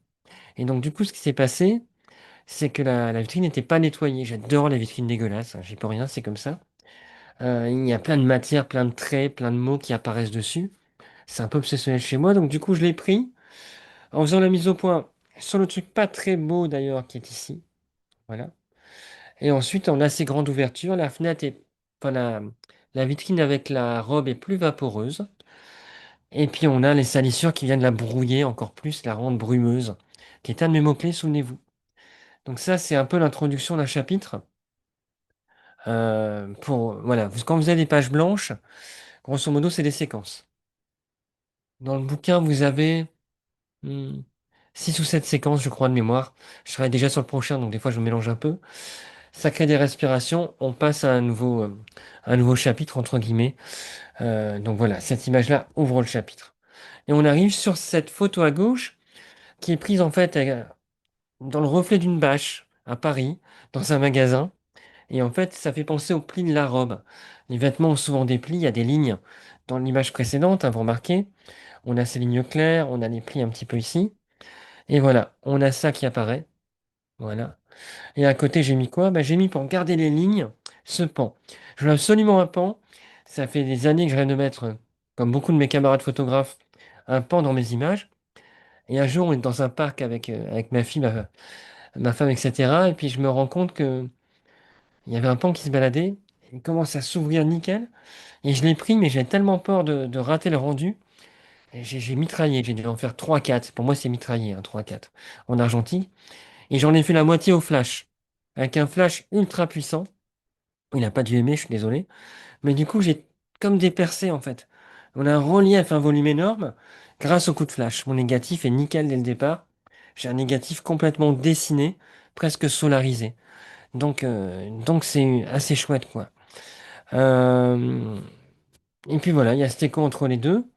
Je regarde en même temps. Je suis content si vous avez ressenti les changements de chapitre. C'est exactement ça. C'est un peu comme dans un film, Wes Anderson, quand on met un carton, et on met hop, chapitre 3, chapitre 4. Il y a des variations. Donc là, c'est un chapitre un peu ligne, graphique comme ça. Et vous remarquez donc, on a en page de droite le côté éclaté du pan, et regardez bien, la suivante, on a le même motif dans la vitre. C'est-à-dire que j'essaye de ne pas fonctionner uniquement en diptyque. J'essaye de faire que l'ensemble du bouquin, ce qu'il y a avant ou ce qu'il y a après une double page, il y a un écho. Qu'il soit formel, qu'il soit narratif, il faut qu'il y ait un lien. Quand on revient au bouquin, quand on le reparcourt à l'envers, à l'endroit, peu importe, parce que des fois on regarde les bouquins à rebours, on arrive à retrouver des liens dans l'image, enfin dans les pages. Donc on a ça, on tourne, on arrive encore une fois au lien de forme qu'on a ici, des lumières dans des toilettes, hein. Alors, je vais tout le jour avec mon appareil photo partout. Partout. On se moque de moi, mais je suis au restaurant avec des gens, dans un stage, je pars aux toilettes, j'ai mon appareil photo, et ça sert, car cette photo a été faite depuis des toilettes. Des fois, on trouve des choses assez intéressantes. Là, ce qui m'intéressait, c'est évidemment les étoiles qu'on retrouve dans cette image-là en négatif. Très noir, très blanc, et je redis, forme qu'on avait avant dans le pan qui apparaît ici. Et ce que j'aime bien aussi, c'est qu'on a presque l'impression que c'est un barillet, enfin, que c'est presque de face un revolver. Alors qu'en fait, pas du tout. Hein, c'est un reflet de quelque chose qui est en face, plus précisément d'un bâtiment à gants, qui se reflète dans une vitre éclatée. Donc c'est un bâtiment et pas du tout un canon de revolver. Mais dans l'histoire, si on ne le dit pas, on peut imaginer. On continue avec cet envolé. Pourquoi? Parce que quand il y a le revolver qu'on imagine, ou le bruit de la cassure, il y a pan. Et quand il y a pan, bah, les oiseaux, ils décollent. J'ai donné un stage, enfin, pas mal de stages à Saint-Germain-en-Laye. Il y avait pas mal de groupes. On a travaillé sur des thématiques cinéma, notamment les oiseaux d'Hitchcock. C'était très sympa. Et du coup, moi-même, j'ai fait mon image. Il y avait une fontaine et on tapait des mains, ils décollaient facilement. Ou pas, ça dépendait. Il y avait quelqu'un qui leur mettait à manger, hein, des graines. Et donc, j'ai pris cette photo en double exposition. Volontairement, pour expliquer cette notion de diplopie. C'est-à-dire que moi, en fait, j'ai pas mal de problèmes oculaires. Enfin, j'ai énormément de problèmes oculaires. Et un des principaux, c'est que vu que ça fait des années que j'ai ce problème de ptosis, la paupière a fini par déformer la cornée de l'œil. C'est-à-dire que j'ai un œil, en gros, qui est concave et l'autre convexe. Bon, c'est très compliqué, mais oui, ça existe. Et du coup, ça renforce la diplopie encore plus. Et je me retrouve vraiment avec une vision double. Moi, je vois comme ça en permanence, grosso modo. C'est-à-dire que quand je vous parle, je vous vois, mais je vous vois à côté en fantôme, des fois plusieurs fois. Donc je voulais retranscrire ça dans le bouquin. Et la multiplication des oiseaux par des Hitchcock, tout ça, l'envahissement était quand même assez logique. Donc deux images mélangées à la prise de vue. Je règle l'appareil, je fais la première, puis la seconde, et les deux s'en mêlent comme ça, d'une manière graphique intéressante, quoi. Le négatif est pas simple. Voilà, le voilà le négatif. Vous l'avez directement. Ouais, Michel, je pensais à toi quand je disais, tu vois. Bienvenue au club pour la diplopie. Vous voyez pas les commentaires, enfin si vous les voyez, je pense, les commentaires, voilà. Donc voilà, c'est un négatif qui est pas simple. Là, ce que j'ai fait dans le bouquin, c'est un scan de négatif. Parce que c'était plus facile d'avoir la matière du négatif graineuse. Le tirage est plus doux. On a moins de grains, mais il est très beau aussi. Moi, j'aime beaucoup. En fait, le négatif en le scannant, c'est comme si j'avais scanné un très grand tirage qui a un grain plus important. Cette photo-là, j'aimerais bien, si j'avais les moyens, vu l'augmentation du papier aujourd'hui, c'est pas demain la veille, mais la tirer pour le coup en très grand. Là, elle est en double page dans le livre, hein, vous voyez? Parce que je pense qu'elle mérite d'être en grand. Donc le bouquin, il fait cette taille-là. Donc les doubles pages sont pas non plus gigantesques, mais c'est quand même pas mal. Si je pouvais la tirer en 60-90, eh ben, je serais assez heureux. Mais bon, c'est pas encore demain la veille. Voilà, regardez, tout simplement. Alors pourquoi ils sont moins contrastés? Ben, ça dépend tout simplement de l'exposition. Il y a une expo qui est plus exposée que l'autre. Donc du coup, l'image n'a pas la même empreinte dans le négatif. Vous voyez, on l'a ici. On a l'impression qu'on a des choses plus lointaines, moins ancrées dans l'image. C'est un effet d'optique. Et le développement, par contre, il est fait avec un révélateur. Donc je vais dire ordinal, mais j'ai une dilution particulière. C'est-à-dire que maintenant, je dilue pas à 1 + 25, je dilue plus à 1 + 50, je fais du 1 + 35, qui me va très bien, qui me garde du contraste et un peu de compensation. Donc j'ai un peu de détails. Donc c'est du chinois pour ceux qui ne connaissent pas, mais c'est ma petite cuisine à moi. D'ailleurs, on est mercredi, c'est le jour de Top Chef. Je vous remercie d'être fidèle plutôt à moi qu'à Top Chef. Bon, moi, il n'y aura peut-être pas de replay, on n'est pas encore sûr, hein. À voir. Et donc voilà, c'est ma cuisine, c'est ma tambouille, la température un peu élevée aussi, qui donne ce rendu-là. C'est les magies de la photo, hein. On ne sait jamais trop ce qu'on aura. Le problème, c'est que je ne savais pas. J'en ai fait que trois. Et je ne savais pas si ça allait marcher ou pas parce que je suis en argentique. Et tant que je ne développe pas, je ne sais pas. Je reste en tension. Une autre image qui datait du confinement. Dans le confinement, les affiches sont restées longtemps sans remplacement. Elles se sont fortement altérées. Ce que j'appelle les strates. Moi, j'aime beaucoup ça. Donc, j'ai une grosse collection d'affiches. Et j'avais cette image, les yeux clos, qui évidemment rentrait complètement dans la série. Ici, elle ouvre un nouveau chapitre. On va donc sur l'œil. On part de cette forme-là, très marquée close. Voilà. À celle-là, on retrouve la forme. Et puis celle-là, vous avez entendu avant. Ouais, alors ordinal, c'est la matière du grain. Après, euh, on le dit, hein, c'est vrai. Mais c'est vrai que quand on est en compensateur, on a un petit peu moins de grain. C'est vraiment le révélateur tout terrain, en fait, l'ordinal. Et comme tu dis, matière et grain, pour pas cher, c'est quand même pas mal. Donc c'est vrai que c'est un révélateur que j'utilise depuis 15 ans. J'en ai d'autres, j'ai du Pierrot aussi que j'aime bien, j'ai du Timax. Mais dans mes projets, c'est l'Eurodinal qui ressort le plus pour rebondir sur le commentaire de Rémi. Donc voilà, on a cette forme, je reviens. Et là, vu qu'on a l'œil, et que si on regarde en gros plan, on a plein de vaisseaux et les rides, on arrive à tous ces plis. Alors ça, c'est un truc qui était un tableau à moitié arraché dans une vieille galerie fermée à Orléans. Je sais pas ce que c'était au juste, mais voilà. Et j'ai eu beaucoup, beaucoup les traits lumineux qu'il y avait au-dessus, qui m'ont immédiatement amené à ces traits foncés là. Donc du coup, j'ai vu ça, pour moi, nerf optique, les deux matchés. Puis il y a ces formes bien droites, qui sont en fait comme le tableau assez droit, avec ses contours. Puis il y a tous ces traits blancs qu'on a ici en négatif. Donc petit, pour donner la force à celle-là, en grand. Voilà un petit peu par rapport au diptyque du bouquin. Mais deux images faites vraiment avec rien. Et vous remarquez aussi dans la hauteur, on a une ligne qui renvoie au haut du tableau. Tout ça, c'est pensé par rapport au format d'image aussi. Là, c'est une photo à gauche très abstraite, je peux en parler plus. C'était un reflet, une double ombre en surimpression, encore une fois, pour ajouter de la diplopie, prise dans un lieu que j'aimais bien à Montpellier, un club sympa. Et à droite, c'était une passerelle à Anvers avec tous ces points lumineux. Voilà, ces courbes, encore une fois, ces points de lumière. Tout ça, on rentre dans les mots-clés, hein. Donc, on est bon. Celles-là, je les aime beaucoup. Pareil à gauche, c'est à Anvers, c'est le dôme d'un centre commercial. Et c'est le fameux film qui a été bouffé par par le développement. C'est le même que Bruxelles, mais il y a le même à Anvers. Alors, je vais pas te dire une bêtise, où je suis retourné à Bruxelles après, parce qu'on a fait le stage avec Carole à Bruxelles où je l'ai repris, mais celle-là est d'avant, et je me demande s'il n'y a pas le même à Anvers. C'est un gros doute dans mes négatifs. J'ai un gros doute. Ça peut être l'un ou l'autre, parce que j'ai cramé mon film à Anvers. Donc, de ma mémoire, ça serait Anvers aussi. Même architecte, par contre. Là, il n'y a pas de doute. Et oui, oui, il y a un endroit à Bruxelles où j'aime bien emmener les stagiaires. Il y a cette coupole pareille qui est complètement dingue près du Beaux-Arts. Bon souvenir, ce stage.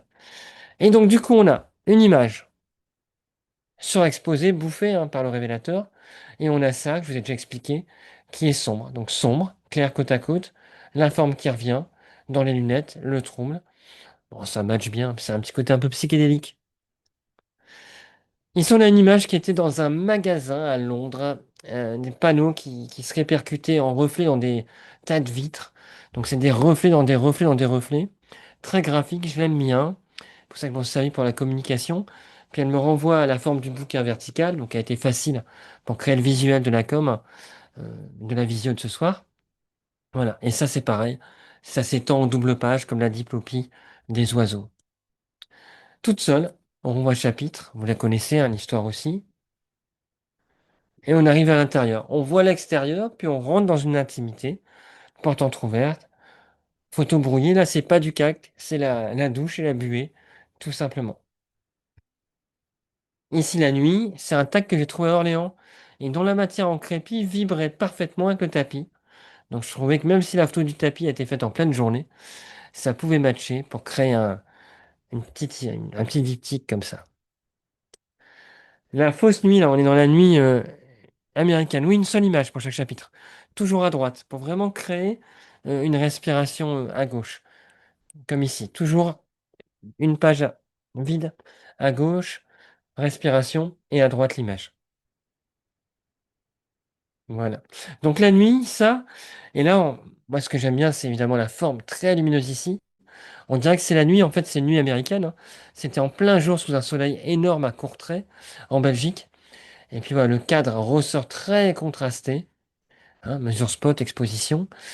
Et puis voilà, j'aime bien par rapport à cette nuit-là, on rentre dans la végétation, ça vibre, un peu comme les points qu'on a ici.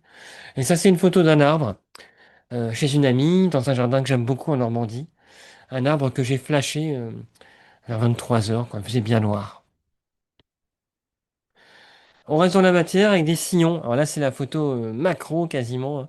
Je fais tourner mon disque pendant 20 secondes, pause lente, et j'enregistre tous les traits qui se marquent dans la pellicule. Et lors d'un stage, il y a un endroit que j'aime beaucoup, à Annecy, j'y reviendrai, je le photographier à chaque fois, je pense, qui est à droite, c'est cette fenêtre qui a laissé une empreinte. En fait, elle a laissé une empreinte sur le mur. Ça sera la quatrième année que je viens à Annecy pour des conférences et des stages.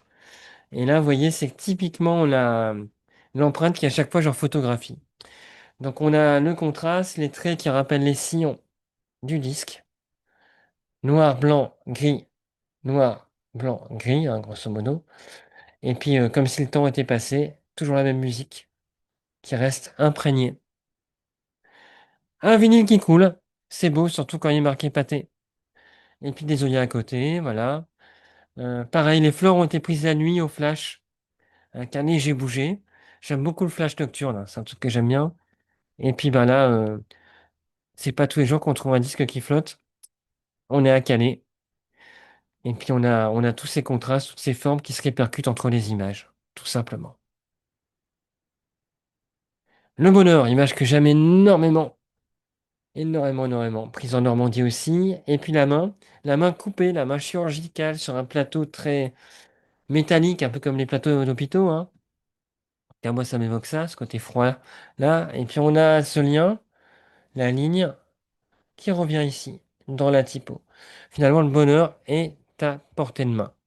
Elle paraît complètement humaine, ouais. C'est la coupure qui fait ça. L'ombre, elle jette un trouble. Petit clin d'œil au photoclub de Denain, parce que c'est chez eux qu'il y avait ce plateau qui traînait. Donc j'ai mis la main sur le plateau, elle traînait par terre la main. J'ai fait ma petite mise en scène, hein. Je vous l'ai dit, c'est un bouquin qui mélange images rencontrées dans la rue et mise en scène, hein. Donc, comme au cinéma, je m'offre des droits. Le bonheur est à portée de main. Le négatif, vous voyez, toute la matière est présente là, hein. On est vraiment tout complètement déjà dans la matière de l'image. Moi, l'axe tourne-disque, c'est pas mal. J'avais pas vu, je rebondis en même temps, mais ça peut faire penser tout à fait à l'axe tourne-disque qu'on a avant. Bien vu. Merci beaucoup, Emeline. Bonne remarque. Donc voilà le négatif. Et c'est un double bonheur parce que c'est rare, sur ma même bande de films, j'ai deux photos que j'ai gardées, vous voyez. Il y a celle-là que vous avez vue avant, et puis il y a le bonheur qui était prise juste après. Donc c'est bien quand on a des films comme ça qui ont plusieurs images bonnes, on est content, sur la même bande. Ça m'arrivait souvent à Londres. Parfois sur une 36 poses, j'en gardais 14, c'était un miracle. Maintenant, quand j'en ai une ou deux bonnes sur une 36 poses, c'est autre chose. Celle-là, bon, bah, celle-là, c'est celle qui a été le plus partagée, diffusée. C'est une photo que j'avais en tête parce que je suis fan d'un film qui s'appelle Le Ballon Rouge. C'est un court-métrage que j'adore. Et donc, j'avais repéré cet endroit où Fleur m'avait emmené plusieurs fois. Oui, on a des lieux intimes incroyables à partager. On aime bien se promener dans des endroits comme ça où il n'y a pas grand monde. Et puis, on a fait des autoportraits ensemble à cet endroit-là, euh, entre les pylônes électriques. Et puis, je trouvais que ça aurait été très joli avec un ballon qui décolle en fait. Et du coup, j'ai acheté de l'hélium, j'ai acheté des ballons. Voilà, et puis je voulais pas me le gonfler, donc j'ai acheté de l'hélium. Je suis parti là-bas. Et puis, je me suis amusé à gonfler pas mal de ballons, mettre un petit ruban, enfin une ficelle, que Flore avait heureusement dans la voiture, et aller lancer. J'en ai pas lancé qu'un, croyez-moi, j'ai dû faire une quinzaine de prises. Il y a dû y avoir une douzaine de ballons, puis il y en a que j'ai essayé d'avoir plusieurs fois. Et finalement, j'ai eu celle-là qui me convient, c'est pas un montage. La, comment dirais-je? La corde est bien placée, euh, le bas est suffisamment présent, et puis oui, il y a une espèce de poésie qui se dégage. Ça, c'est une sorte d'évasion. C'est aussi une scène d'un film avec Benoît Poelvoorde, je sais plus si c'est pas Les Portes de la Gloire, qui m'a marqué quand j'étais ado. Donc c'est un père qui est très dur avec ses enfants. Ça peut me rappeler mon enfance quand je l'ai très peu connu. Et il y a un moment donné où il donne un gamin, parce enfin, il a un gamin qui l'a engueulé, et il lui donne un ballon à son fils ou sa fille, je sais plus, pour lui dire pardon, entre guillemets. Et le gamin lance le ballon, et tellement que c'est triste, le ballon retombe. Et c'est une scène extraordinaire. Et ces ballons qui montent, qui descendent, qui voyagent, ils m'ont toujours hanté. Quand je faisais de la magie, j'essayais pas mal de les exploiter dans les spectacles. Et donc voilà, ça paraissait logique de les insérer dans le bouquin comme ça. Voilà. Donc ça, c'est une image qui marche bien, qui est à vendre, hein, je le dis. Je dis ça parce que dès ce soir et jusqu'à au 24, je fais des promos sur les 18-24, petite page pub. Voilà, en tout cas, elle reste disponible et celle-là, elle marche bien. Elle marche bien plein pot dans un cadre. Pour l'avoir tiré pour quelques personnes, ça fonctionne bien. On arrive à Ostende avec les doubles oiseaux et puis les faux murs et puis les reliefs. Deux images prises à Ostende. Les oiseaux sont bien connus, ils ont disparu d'ailleurs. On peut plus y accéder maintenant. J'y étais il y a peu. Il y a des travaux. Et puis cette espèce de recouvrement qui me rappelle mon bandage quand j'étais opéré. Ça, c'est un peu intime, mais la première fois qu'ils m'ont opéré de la paupière, j'avais un énorme bandage pendant 10-15 jours. C'était horrible quand il y avait les cils dans les yeux. Et je me suis toujours vu comme une momie, même si c'était pas immense, le bandage. Donc dès que je vois des bandes comme ça, des lignes, des plates, ça me rappelle. Voilà. Puis il y a cette idée de recouvrement, d'effacement, enfin, tout ça rentre évidemment. Le côté isolé, qui était dans les mots-clés aussi, intime et isolé, bah, c'est le genre d'image que j'aime bien faire depuis la voiture, hein. Quand on roule, moi je conduis pas, donc c'est pratique. Et puis je déclenche et puis je saisis comme ça des paysages malheureux, des paysages mélancoliques, qui passent bien en petit. Je crois que c'est, je sais plus qui disait, il n'y a rien de plus dur à consoler qu'un paysage malheureux. Pierre, Pierre Dac, je crois, un truc comme ça. Et là, ce que j'aime bien, c'est le côté triangulaire des branches. Voilà. Les angles qu'on a, les traits. Et puis le découpage qu'on retrouve ici, hein, tout simplement. Il y a un écho. C'est un vieux papier peint dans une salle abandonnée. Euh, et elles vont bien ensemble. Et pareil, les côtés recouvrement, découvrement de la feuille de papier peint qui tombe. J'ai pensé la mettre en couverture à un moment. Donc j'ai vite baissé les bras. Le titre aurait pu être incrusté ici. Mais bon, ça matchait pas. Une image prise d'un lustre à travers, enfin, dans un miroir, dans un bel endroit à Courtrai. Et un miroir sur lequel j'ai soufflé, fait un peu de buée. J'ai attendu qu'elle se dissipe, puis j'ai déclenché, tout simplement. Donc voilà, on a comme ça une matière qui apparaît, qui est très présente, et je l'ai mis à gauche d'une autre image que j'ai prise en toute fin, très peu de temps avant de faire imprimer le bouquin. Je l'ai insérée et elle m'a servi de couverture, hein. Vous voyez que c'est la couverture de mon livre. Donc ça, c'est un autoportrait que j'ai fait à travers une feuille de calque. Donc on tenait le calque, on l'a déclenché. Avec Flore qui m'a aidé, c'était pas évident. Et en fait, je me dis, vu que c'est mon bouquin le plus introspectif, c'était logique que je sois finalement en couverture. Donc le négatif est très particulier.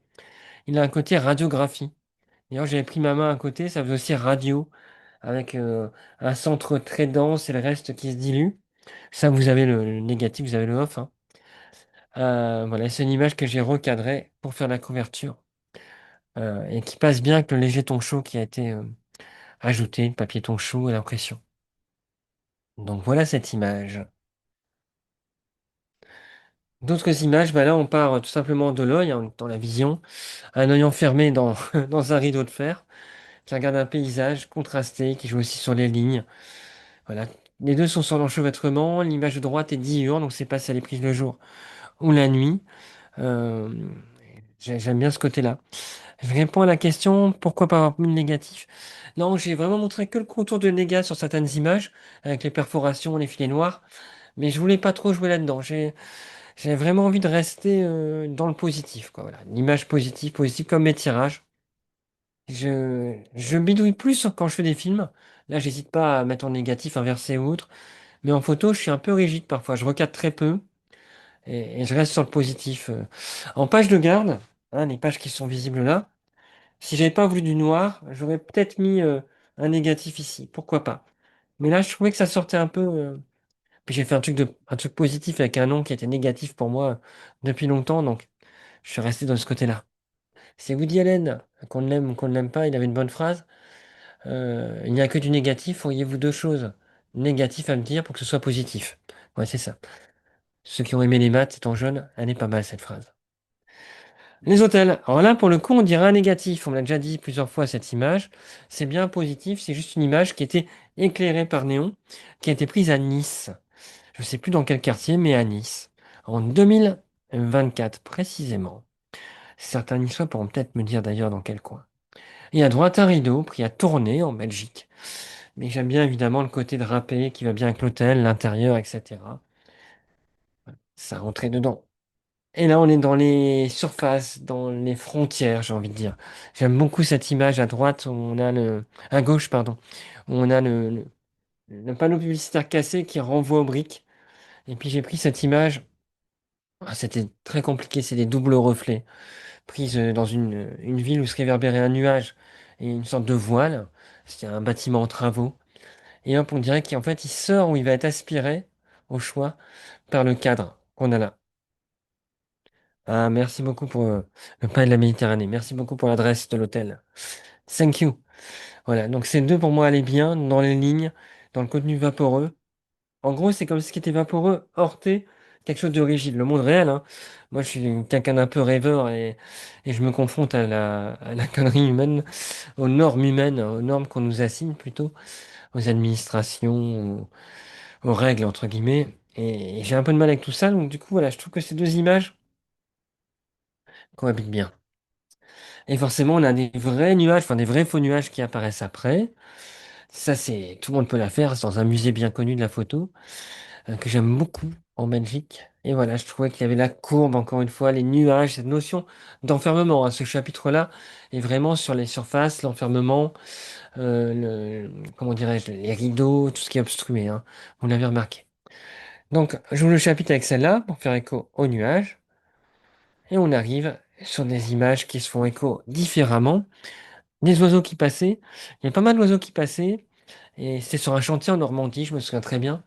Et il y avait ce petit fil de fer. Je me dis, tiens, je vais faire un mise au point sur Infini. Garder à peu près au centre mon fil pour couper le cadre. Et attendre qu'il y ait un oiseau, il passe d'un côté ou de l'autre qui passe. Et là, voilà, il y a un petit côté Magritte, hein, je suis obsédé par les oiseaux de toute façon. Il est passé à peu près où il fallait, donc j'ai déclenché. C'est aussi un peu comme un œil, on est fermé un œil ouvert, hein, comme on veut. Et l'image de droite, je trouve qu'elle va bien parce qu'elle a un ray de lumière très clair, alors qu'on a la ligne très foncée qui vient en opposition à côté. L'image de droite, elle m'a valu deux bobines à faire. Et l'aide de Flore, c'était très compliqué. Voilà, vous avez négatif. Quand vous voyez l'état des négatifs, vous comprenez la difficulté, hein. Voilà les négatifs. Donc, un écart de je sais pas combien de diaphragmes, hein. En fait, énorme lampe, un cache en forme de croix qui projetait la lumière sur moi. Et puis moi, après, voilà, il y a ce côté dans la croix, comme si on portait tous sa croix, mais là, c'est mon problème dans la paupière. Avec juste l'œil qui transparaît et qui passe là. Voilà. Donc, tirage très très dur. Là, pour le coup, le scan était pas mal. Parce qu'en faire un bon tirage m'a demandé un temps colossal. C'était très compliqué. Voilà, elle est quasiment impossible. Elle est incroyable, mais elle est quasiment impossible. Donc, merci beaucoup. Mais c'est vrai qu'elle était très compliquée à faire. On a fait une quarantaine de versions, hein, grosso modo. Et j'ai eu très mal au crâne parce que j'avais la lumière plein dans la gueule. Et je peux vous dire que je voyais rien pendant quelques bonnes minutes après. D'où peut-être le brouhaha que j'ai choisi de mettre en double page. J'aime beaucoup le côté à l'arrêt, suspendu. Depuis que je suis jeune, tout jeune photographe, depuis mes 18 ans, ça va bientôt faire 30 ans, et je photographie le blanc de Meudon. J'ai une obsession pour cette matière. Toutes les surfaces de magasins à l'arrêt, il y a déjà dans le Bonheur tout à l'heure. Et voilà, c'est quelque chose que je trouve très intéressant. C'est un peu comme le dripping de Pollock, vous savez, quand il y a toutes ces formes qui recouvrent une surface. Et là, voilà, fallait l'avoir en double, nerveuse, comme ça, très contrastée. C'est l'image qui est en ouverture de mon site, c'est une image que j'aime beaucoup.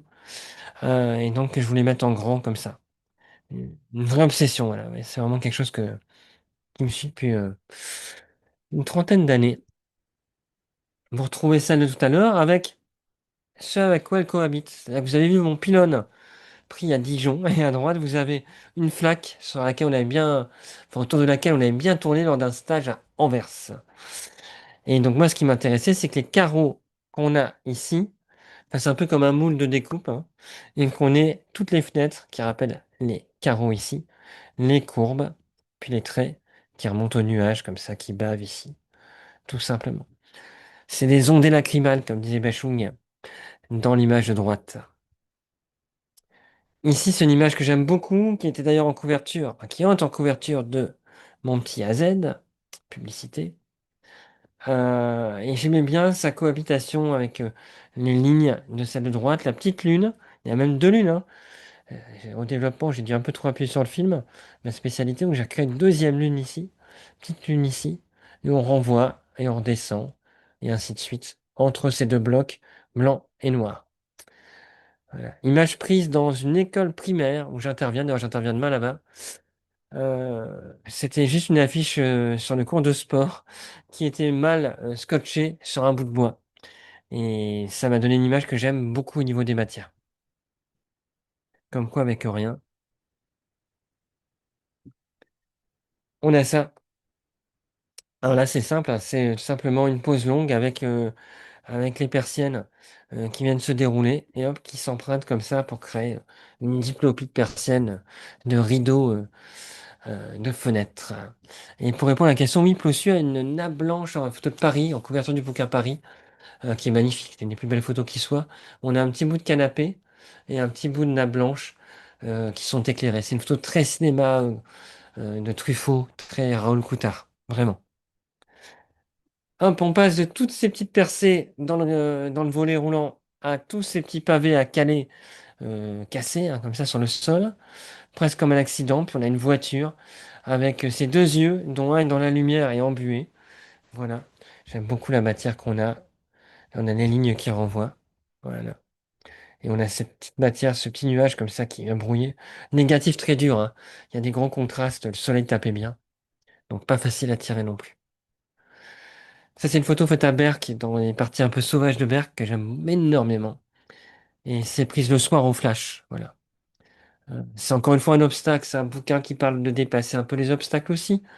Et puis de ces chemins qu'on se fait. Des fois, il y a des blocages dessus, mais on essaie de les prolonger. Tout simplement. Donc celle-là avait sa place en double page également.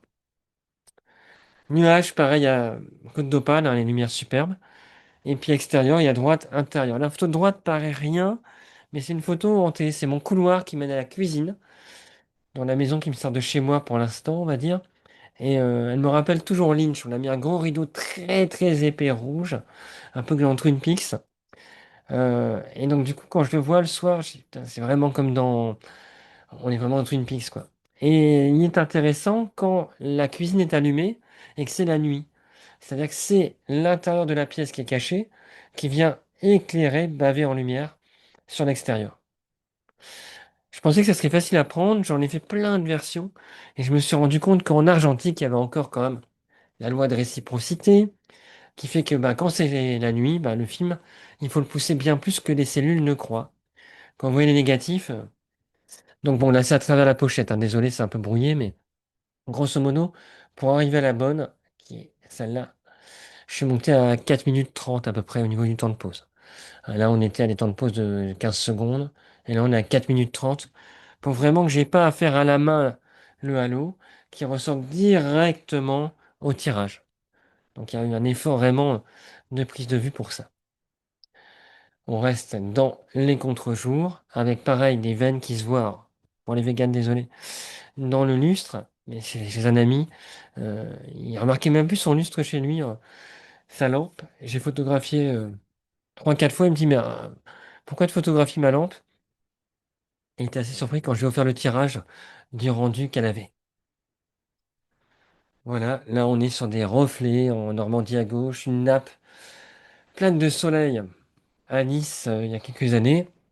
Évidemment, j'ai bouché le reste en contrastant au tirage pour avoir que la nappe qui ressorte comme si elle flottait en lévitation dans l'espace. C'est Bill Brandt qui m'a influencé le plus pour les tirages. Il n'hésitait pas à assombrir des zones. Il disait pour moi l'image se termine, se travaille vraiment, se façonne au tirage. Dans Ptosis, il y a quelques images qui ont été... elle existe en papier, hein, c'est un scan de tirage réel, celle-là. Que j'ai vraiment voulu faire en tripatouillant à l'agrandisseur pour créer des effets comme ça, un peu oniriques. Ah, le voile avec l'image qui lui correspond. Voilà. Encore des reflets d'œil, hein. Puis on a ces images un peu plus vibrantes, plus libres. À droite, vous avez la quatrième de couverture du livre. On a ça au dos, tout simplement. Image prise à Ostende sur le parking de mon hôtel préféré. Voilà, pause longue. Et vous voyez qu'elle est bouffée à droite. C'est un film qu'on ne trouve plus. C'est la seule qui n'a pas été faite en pan 400. Elle a été faite avec le film D. Le film D de Washi, Lomik Perrotin, qui a un personnage vraiment super intéressant, qui fabrique des films et des papiers originaux. Et c'était un film utilisé par la surveillance aérienne russe, Sputnik, un film de repérage militaire. Donc maintenant, depuis l'histoire de la guerre avec l'Ukraine, on trouve plus ce film. Donc il n'est plus disponible. Il y a des équivalents, mais pas pareils, hein, comme La Vie faute, par exemple. Et donc c'est un film très peu, comment dirais-je, enfin qui laisse pas beaucoup d'espoir quand vous avez beaucoup de lumière. Il vient baver sur les côtés, il est très sensible. Et moi, j'étais très content d'avoir ça. Très très content. Donc ça, c'est un film 500 ISO, développement normal, autour de 10 minutes, hein, normal. Pour les autres pellicules, je tourne. L'avantage de la Pan 400, c'est que je tourne à peu près à 11 minutes. C'était plutôt relax en montant un peu la température. Donc là, normal. Et quand je l'ai vu, je me dis, mon Dieu, il faut seulement que j'utilise les perforations. Pour ça que sur la couverture, vous verrez tout à l'heure, j'ai exploité à fond ces deux zones. Allez, j'accélère un peu. On a cette image-là avec une percée graphique. Une lumière, on dirait presque qu'elle s'échappe de là. Hop là, pareil, c'était le film à Anvers qui était carrément grillé. Donc j'ai gardé ce côté lumière qui parcourt. On arrive à une diplopie dans un escalateur. Puis on retourne à une paupière, dessine sur un mannequin à Douai ou non, Cambrai. Cambrai, celle-ci encore. Si je zoome, hein, regardez, on a exactement mon fossile de départ. Moi, quand je commence mon editing, je commence toujours par le chemin de fer, hein. Je fais image d'ouverture, image de fin, toujours. Et là, mon image d'ouverture, souvenez-vous, c'est l'œil dans l'assiette, enfin les fossiles dans l'assiette. Et l'image de fin, c'est ce mannequin. Enfin, c'est l'avant-image de fin, vous allez voir. Et c'est celle-là. Oui, l'image de gauche, par contre, c'est bien une double exposition, hein, comme pour les oiseaux. Tout à fait. Donc on a les cils et on termine sur ça complètement. Qui est un œil qui est en fait uniquement évoqué par une branche courbe devant un nuage. Comme si on avait le fossile très très très proche et presque en version, comment dirais-je, hmm, pétrifié, j'ai envie de dire, tout asséché. Donc dernière image du livre, toutes les informations. Alors là, c'est pas le... J'ai changé évidemment, hein. Dans le bouquin, vous avez le bon nom du papier. Ça, c'est l'ancien BAT sur lequel j'ai parti. Les images n'ont pas changé, mais le papier, c'est de l'Oline maintenant. Mais vous l'avez évidemment sur mon site.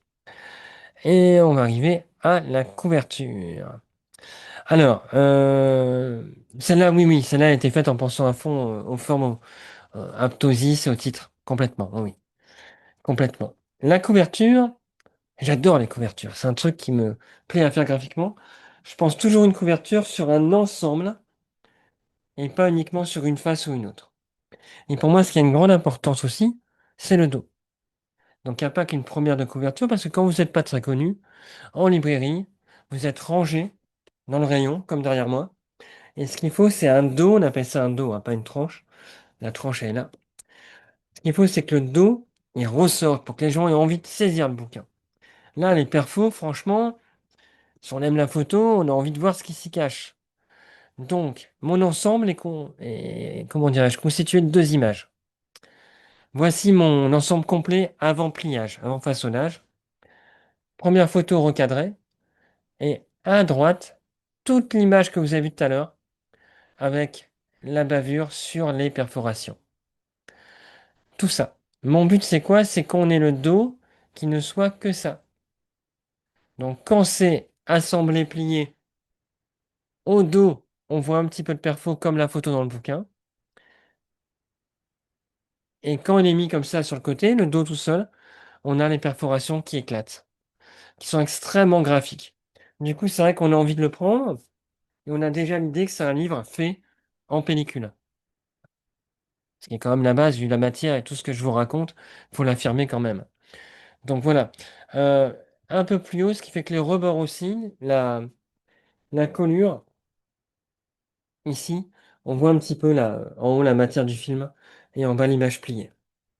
Tout ça, c'est conçu hein, quand on fait une couverture rigide, et les rabats, etc. Ptosis, le titre, je voulais qu'il soit mis à l'emplacement de mon œil. Je pense que ça marchait bien. Pour ça que cette image-là, en fait, s'est affirmée à la fin de la préparation de la confection du bouquin. Et je voulais en plus qu'il soit marqué en creux. Donc j'ai fait ce qu'on appelle un embossage, hein, un marquage en creux, qui vient un petit peu plus épais que le titre, légèrement décalé, un petit peu pique aussi des fois.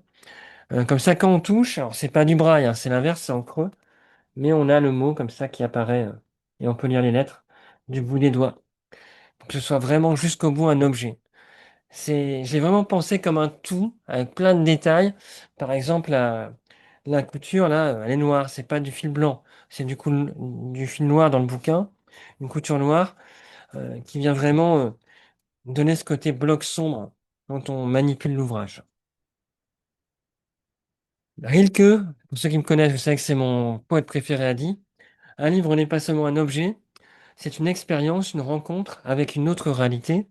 J'espère que la vision de ce soir vous aura permis de voir un petit peu mon univers. Vous avez vu comment je peux réinterpréter, véhiculer, transporter mon univers dans un support livre tel que celui-ci. C'est un ouvrage qui est encore dispo. Actuellement, il se vend bien. J'ai vendu quasiment entre deux tiers et trois quarts déjà des exemplaires. Il n'est pas diffusé en librairie. Pour l'instant, j'en ai pas eu besoin. Il n'a pas eu le support des critiques habituels. Je n'ai pas participé à ça pour l'instant. Donc, je suis content qu'il plaise. C'est surtout ça le retour qui fait très très plaisir. Euh, À avoir. Alors, je vais répondre à toutes les questions avant juste deux anecdotes, enfin deux précisions. Le bouquin est toujours disponible sur le site Pop.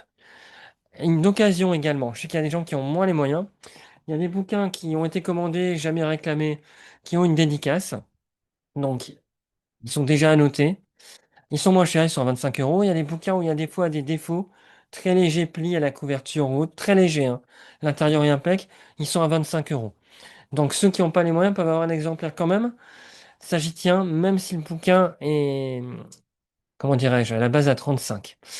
Les frais de port sont toujours, pour l'instant, jusqu'à la fin de semaine, à 1 € seulement en mondial relais. Ça permet aux gens de les avoir, d'avoir le bouquin en gros à 30 euros, grosso modo. Vous pouvez voir plus d'images de la série, enfin d'autres images, etc., dans la rubrique Tosis sur mon site. Donc il y a plein de choses à voir, dont vous avez l'adresse ici. N'hésitez absolument pas à aller voir. Et maintenant, donc, je vais répondre aux dernières questions. N'hésitez pas à en poser, hein. Vous avez totalement le droit. Voilà. On va mettre ça comme ceci. Et normalement, vous allez me voir peut-être en grand. Est-ce que vous me voyez en grand là? Je crois que oui. Alors, voyons un peu vos questions. Un grand merci, merci à vous, merci à vous, merci à vous. Pas de titre, oui, intentionnel. Pour moi, c'est un voyage. Chacun possède l'image quand il veut après. Quand quelqu'un met l'image chez lui, alors, souvent quand j'envoie une photo qui est achetée, j'envoie un titre sur le certificat, sur la facture, d'authenticité, mais mes photos n'ont pas forcément de titre.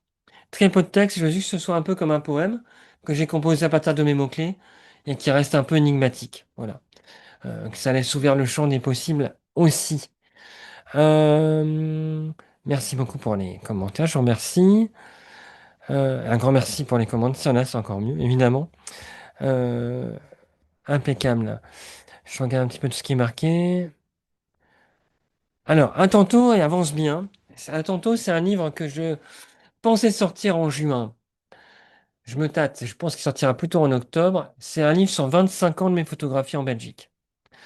J'en suis à peu près à un editing de 400 images, sachant que je suis parti de milliers d'images et que je dois regarder que 180 maximum. C'est un très gros livre. Le devis est déjà lancé, la mise en page est déjà un peu amorcée, l'idée en tout cas du volume y est. Donc j'espère le sortir, mais je ne sais pas encore quand. Je ne sais pas s'il n'y aura pas entre deux un livre un peu bizarre que j'ai commencé par hasard il y a 15 jours quand j'étais dans un hôtel. Et, euh, et ouais, je travaille actuellement sur 4 bouquins. Un Hérole, un guide, un autre guide technique pour moi, un peu poétique qui va sortir bientôt, que j'écris souvent la nuit, et puis 2 bouquins perso, donc Un Tantôt et un autre, dans la veine de Ptosis, mais pas le même sujet bien évidemment, autre chose. Voilà. Par rapport au sujet. Et donc tout ça, ça demande pas mal de temps, évidemment. Je suis content que ça vous aide à y voir plus clair. Euh,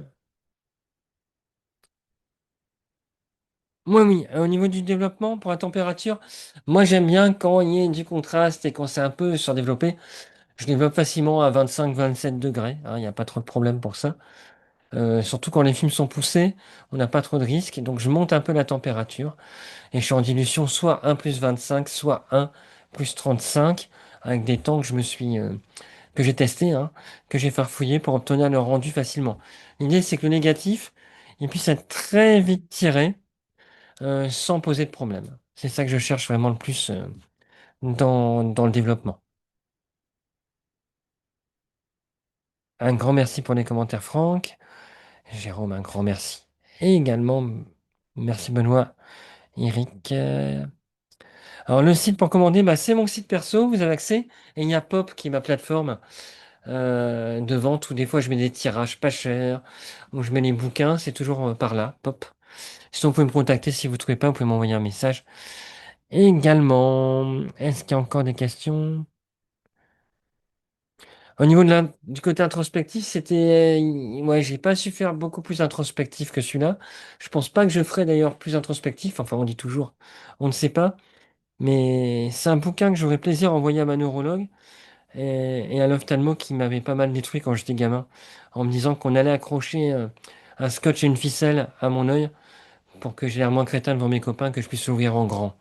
C'est une phrase qui m'a beaucoup marqué quand j'avais 8 9 ans et qui m'a certainement ramené souvent ce mot ptosis comme un truc négatif et qui m'a donné envie finalement d'en faire un bouquin positif et introspectif. Voilà. Donc voilà, c'est un peu une dédicace plutôt à ça, à ce corps médical-là et à un univers qui peut être que personnel. Donc c'était le titre idéal pour un bouquin introspectif. Voilà un petit peu l'idée. Le matériel pour les photos, je suis en des vieux EOS Canon. Si vous en avez à vendre, je prends parce que j'en ai pété plein. Des Canon EOS 500, 300, 1000, etc. Des trucs qu'on trouvait à 20 balles dans le temps sur le bon coin. Optique 50 mm, ouverture 1.4. Agrandisseur, c'est l'optique qui est importante. C'est un Nikkor 63 mm qui ouvre à 2 bits, qui est une très bonne optique que j'aime beaucoup. C'est l'optique utilisée par le tireur de Salgado. Et je tire sur un Durst M670 avec des filtres multigrades. Vu que mes négatifs sont pas trop mal foutus, généralement, avec un grade 2,5 ou 3, c'est suffisant pour ce rendu. Voilà un petit peu ce qu'il y a d'autres questions. Je regarde. Matos tirage. On est bon. Oui, il y a des projets en cours qui n'ont jamais abouti. Ben, il y a le long métrage. Il y a entre là et je m'en veux, mais bon, en même temps, j'ai jamais le temps. Je travaille une moyenne de 15 heures par jour, tous les jours, même le dimanche. Je prends jamais de congé. Et du coup, des fois, je lance des projets, je les commence et 4 ans après, je suis encore au démarrage. Donc les longs métrages me demandent beaucoup de temps parce que ça oblige à être durant un long moment, sans faire de visio, sans faire de conférences, sans donner d'atelier, sans donner de cours à l'université, etc. Enfin, en gros, sans avoir de quoi bouffer. Le film, c'est une économie un peu différente de la photo. Donc c'est surtout les projets cinéma qui, pour l'instant, sont bloqués. Et j'adore ça parce que ça me permet aussi de créer des bandes son. Donc j'espère pouvoir m'y repencher prochainement. Et pour les bouquins, il y a des bouquins qui sont en cours depuis pas mal d'années, bah, comme la Belgique, 25 ans, et qui continuent à se remplir au niveau de la matière première. Mais on verra si tout ça aboutit ou pas. C'est une question de temps, de moyens, et des fois, c'est les concordances de choses qui font que ça sort, tout simplement. Euh, Impeccable pour les mots. Nickel, super. Je regarde tout ça.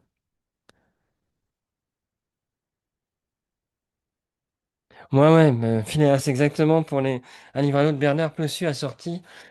Mon ami et surtout incroyable photographe Bernard Plossu a sorti un livre sur ses livres. Il a fait 300 livres et il a fait un livre sur ses livres et je trouve ça très beau parce que du coup, il a une anecdote par livre à raconter. Et c'est vrai que je pense que quand on en est à 300 livres, il a plus de 80 ans aujourd'hui, mais on a vraiment, on laisse une trace à coup sûr. Alors, j'irai pas jusqu'à 300, ça c'est certain, mais j'essaie d'en faire au moins un par an, on va dire. Alors, pour un long métrage, il faut une équipe, et c'est vrai que j'ai tendance à travailler tout seul, avec des télécommandes, avec juste Flore ou quelques copains, voilà, en bande très très très légère. Quand j'ai fait ma rencontre, que vous pouvez voir sur YouTube, qui est un film fait avec un budget de 200 euros, je crois, il dure 1 heure. On était trois quatre maxi sur le tournage. C'est... Je sais même pas comment on a fait ce film, en fait. C'était une espèce de bric-à-brac, une économie encore très différente. Pour les infos, le livre a été imprimé en Bulgarie, parce qu'en France, on m'a proposé des devis, évidemment, qui étaient entre 10 000 et 12 000 euros. Et en Bulgarie, on m'a proposé la même chose pour 4 200 euros. Donc je sais pas pourquoi, je suis parti en Bulgarie, en fait. Et puis ils travaillent très bien, ils m'écoutent quand je leur écris, ils me répondent tout de suite, ce qui n'est pas toujours le cas de certains imprimeurs par ici. Et puis j'ai eu un papier superbe. Donc je suis très content. Pour anecdote, un jour j'ai fait une commande pour une très grande institution. Ils ont absolument voulu faire imprimer le bouquin en France. Je dirais pas le nom de l'imprimeur, mais voilà. Ça a coûté plus de 16 000 euros. J'ai dit c'est beaucoup trop. C'est un bouquin à 2 000 exemplaires, mais quand même 16 000 euros. Et en fait, quand j'ai voulu aller au BAT, l'imprimeur français m'a dit non, il n'y aura pas de BAT. Je posterai en Pologne.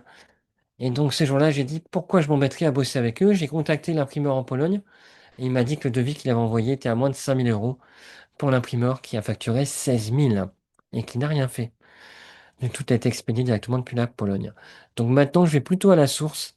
Attention, il y a de très bons imprimeurs en France, mais c'est pas dans mes moyens, hélas. Donc je fais des devis à chaque fois, mais l'écart entre 11 000 en moyenne et 4 000 et les brouettes, on se pose pas trop la question. L'idée, c'est de vendre un livre à un prix correct. C'est-à-dire qu'un livre photo actuellement, un livre comme ça, c'est facilement 40 balles, 39 balles, grosso modo. Je veux pas dépasser les 35, c'est son prix de vente actuel, en occasion moins cher. Et j'offre les frais de port, grosso modo, pour essayer de faire que les gens payent pas trop cher.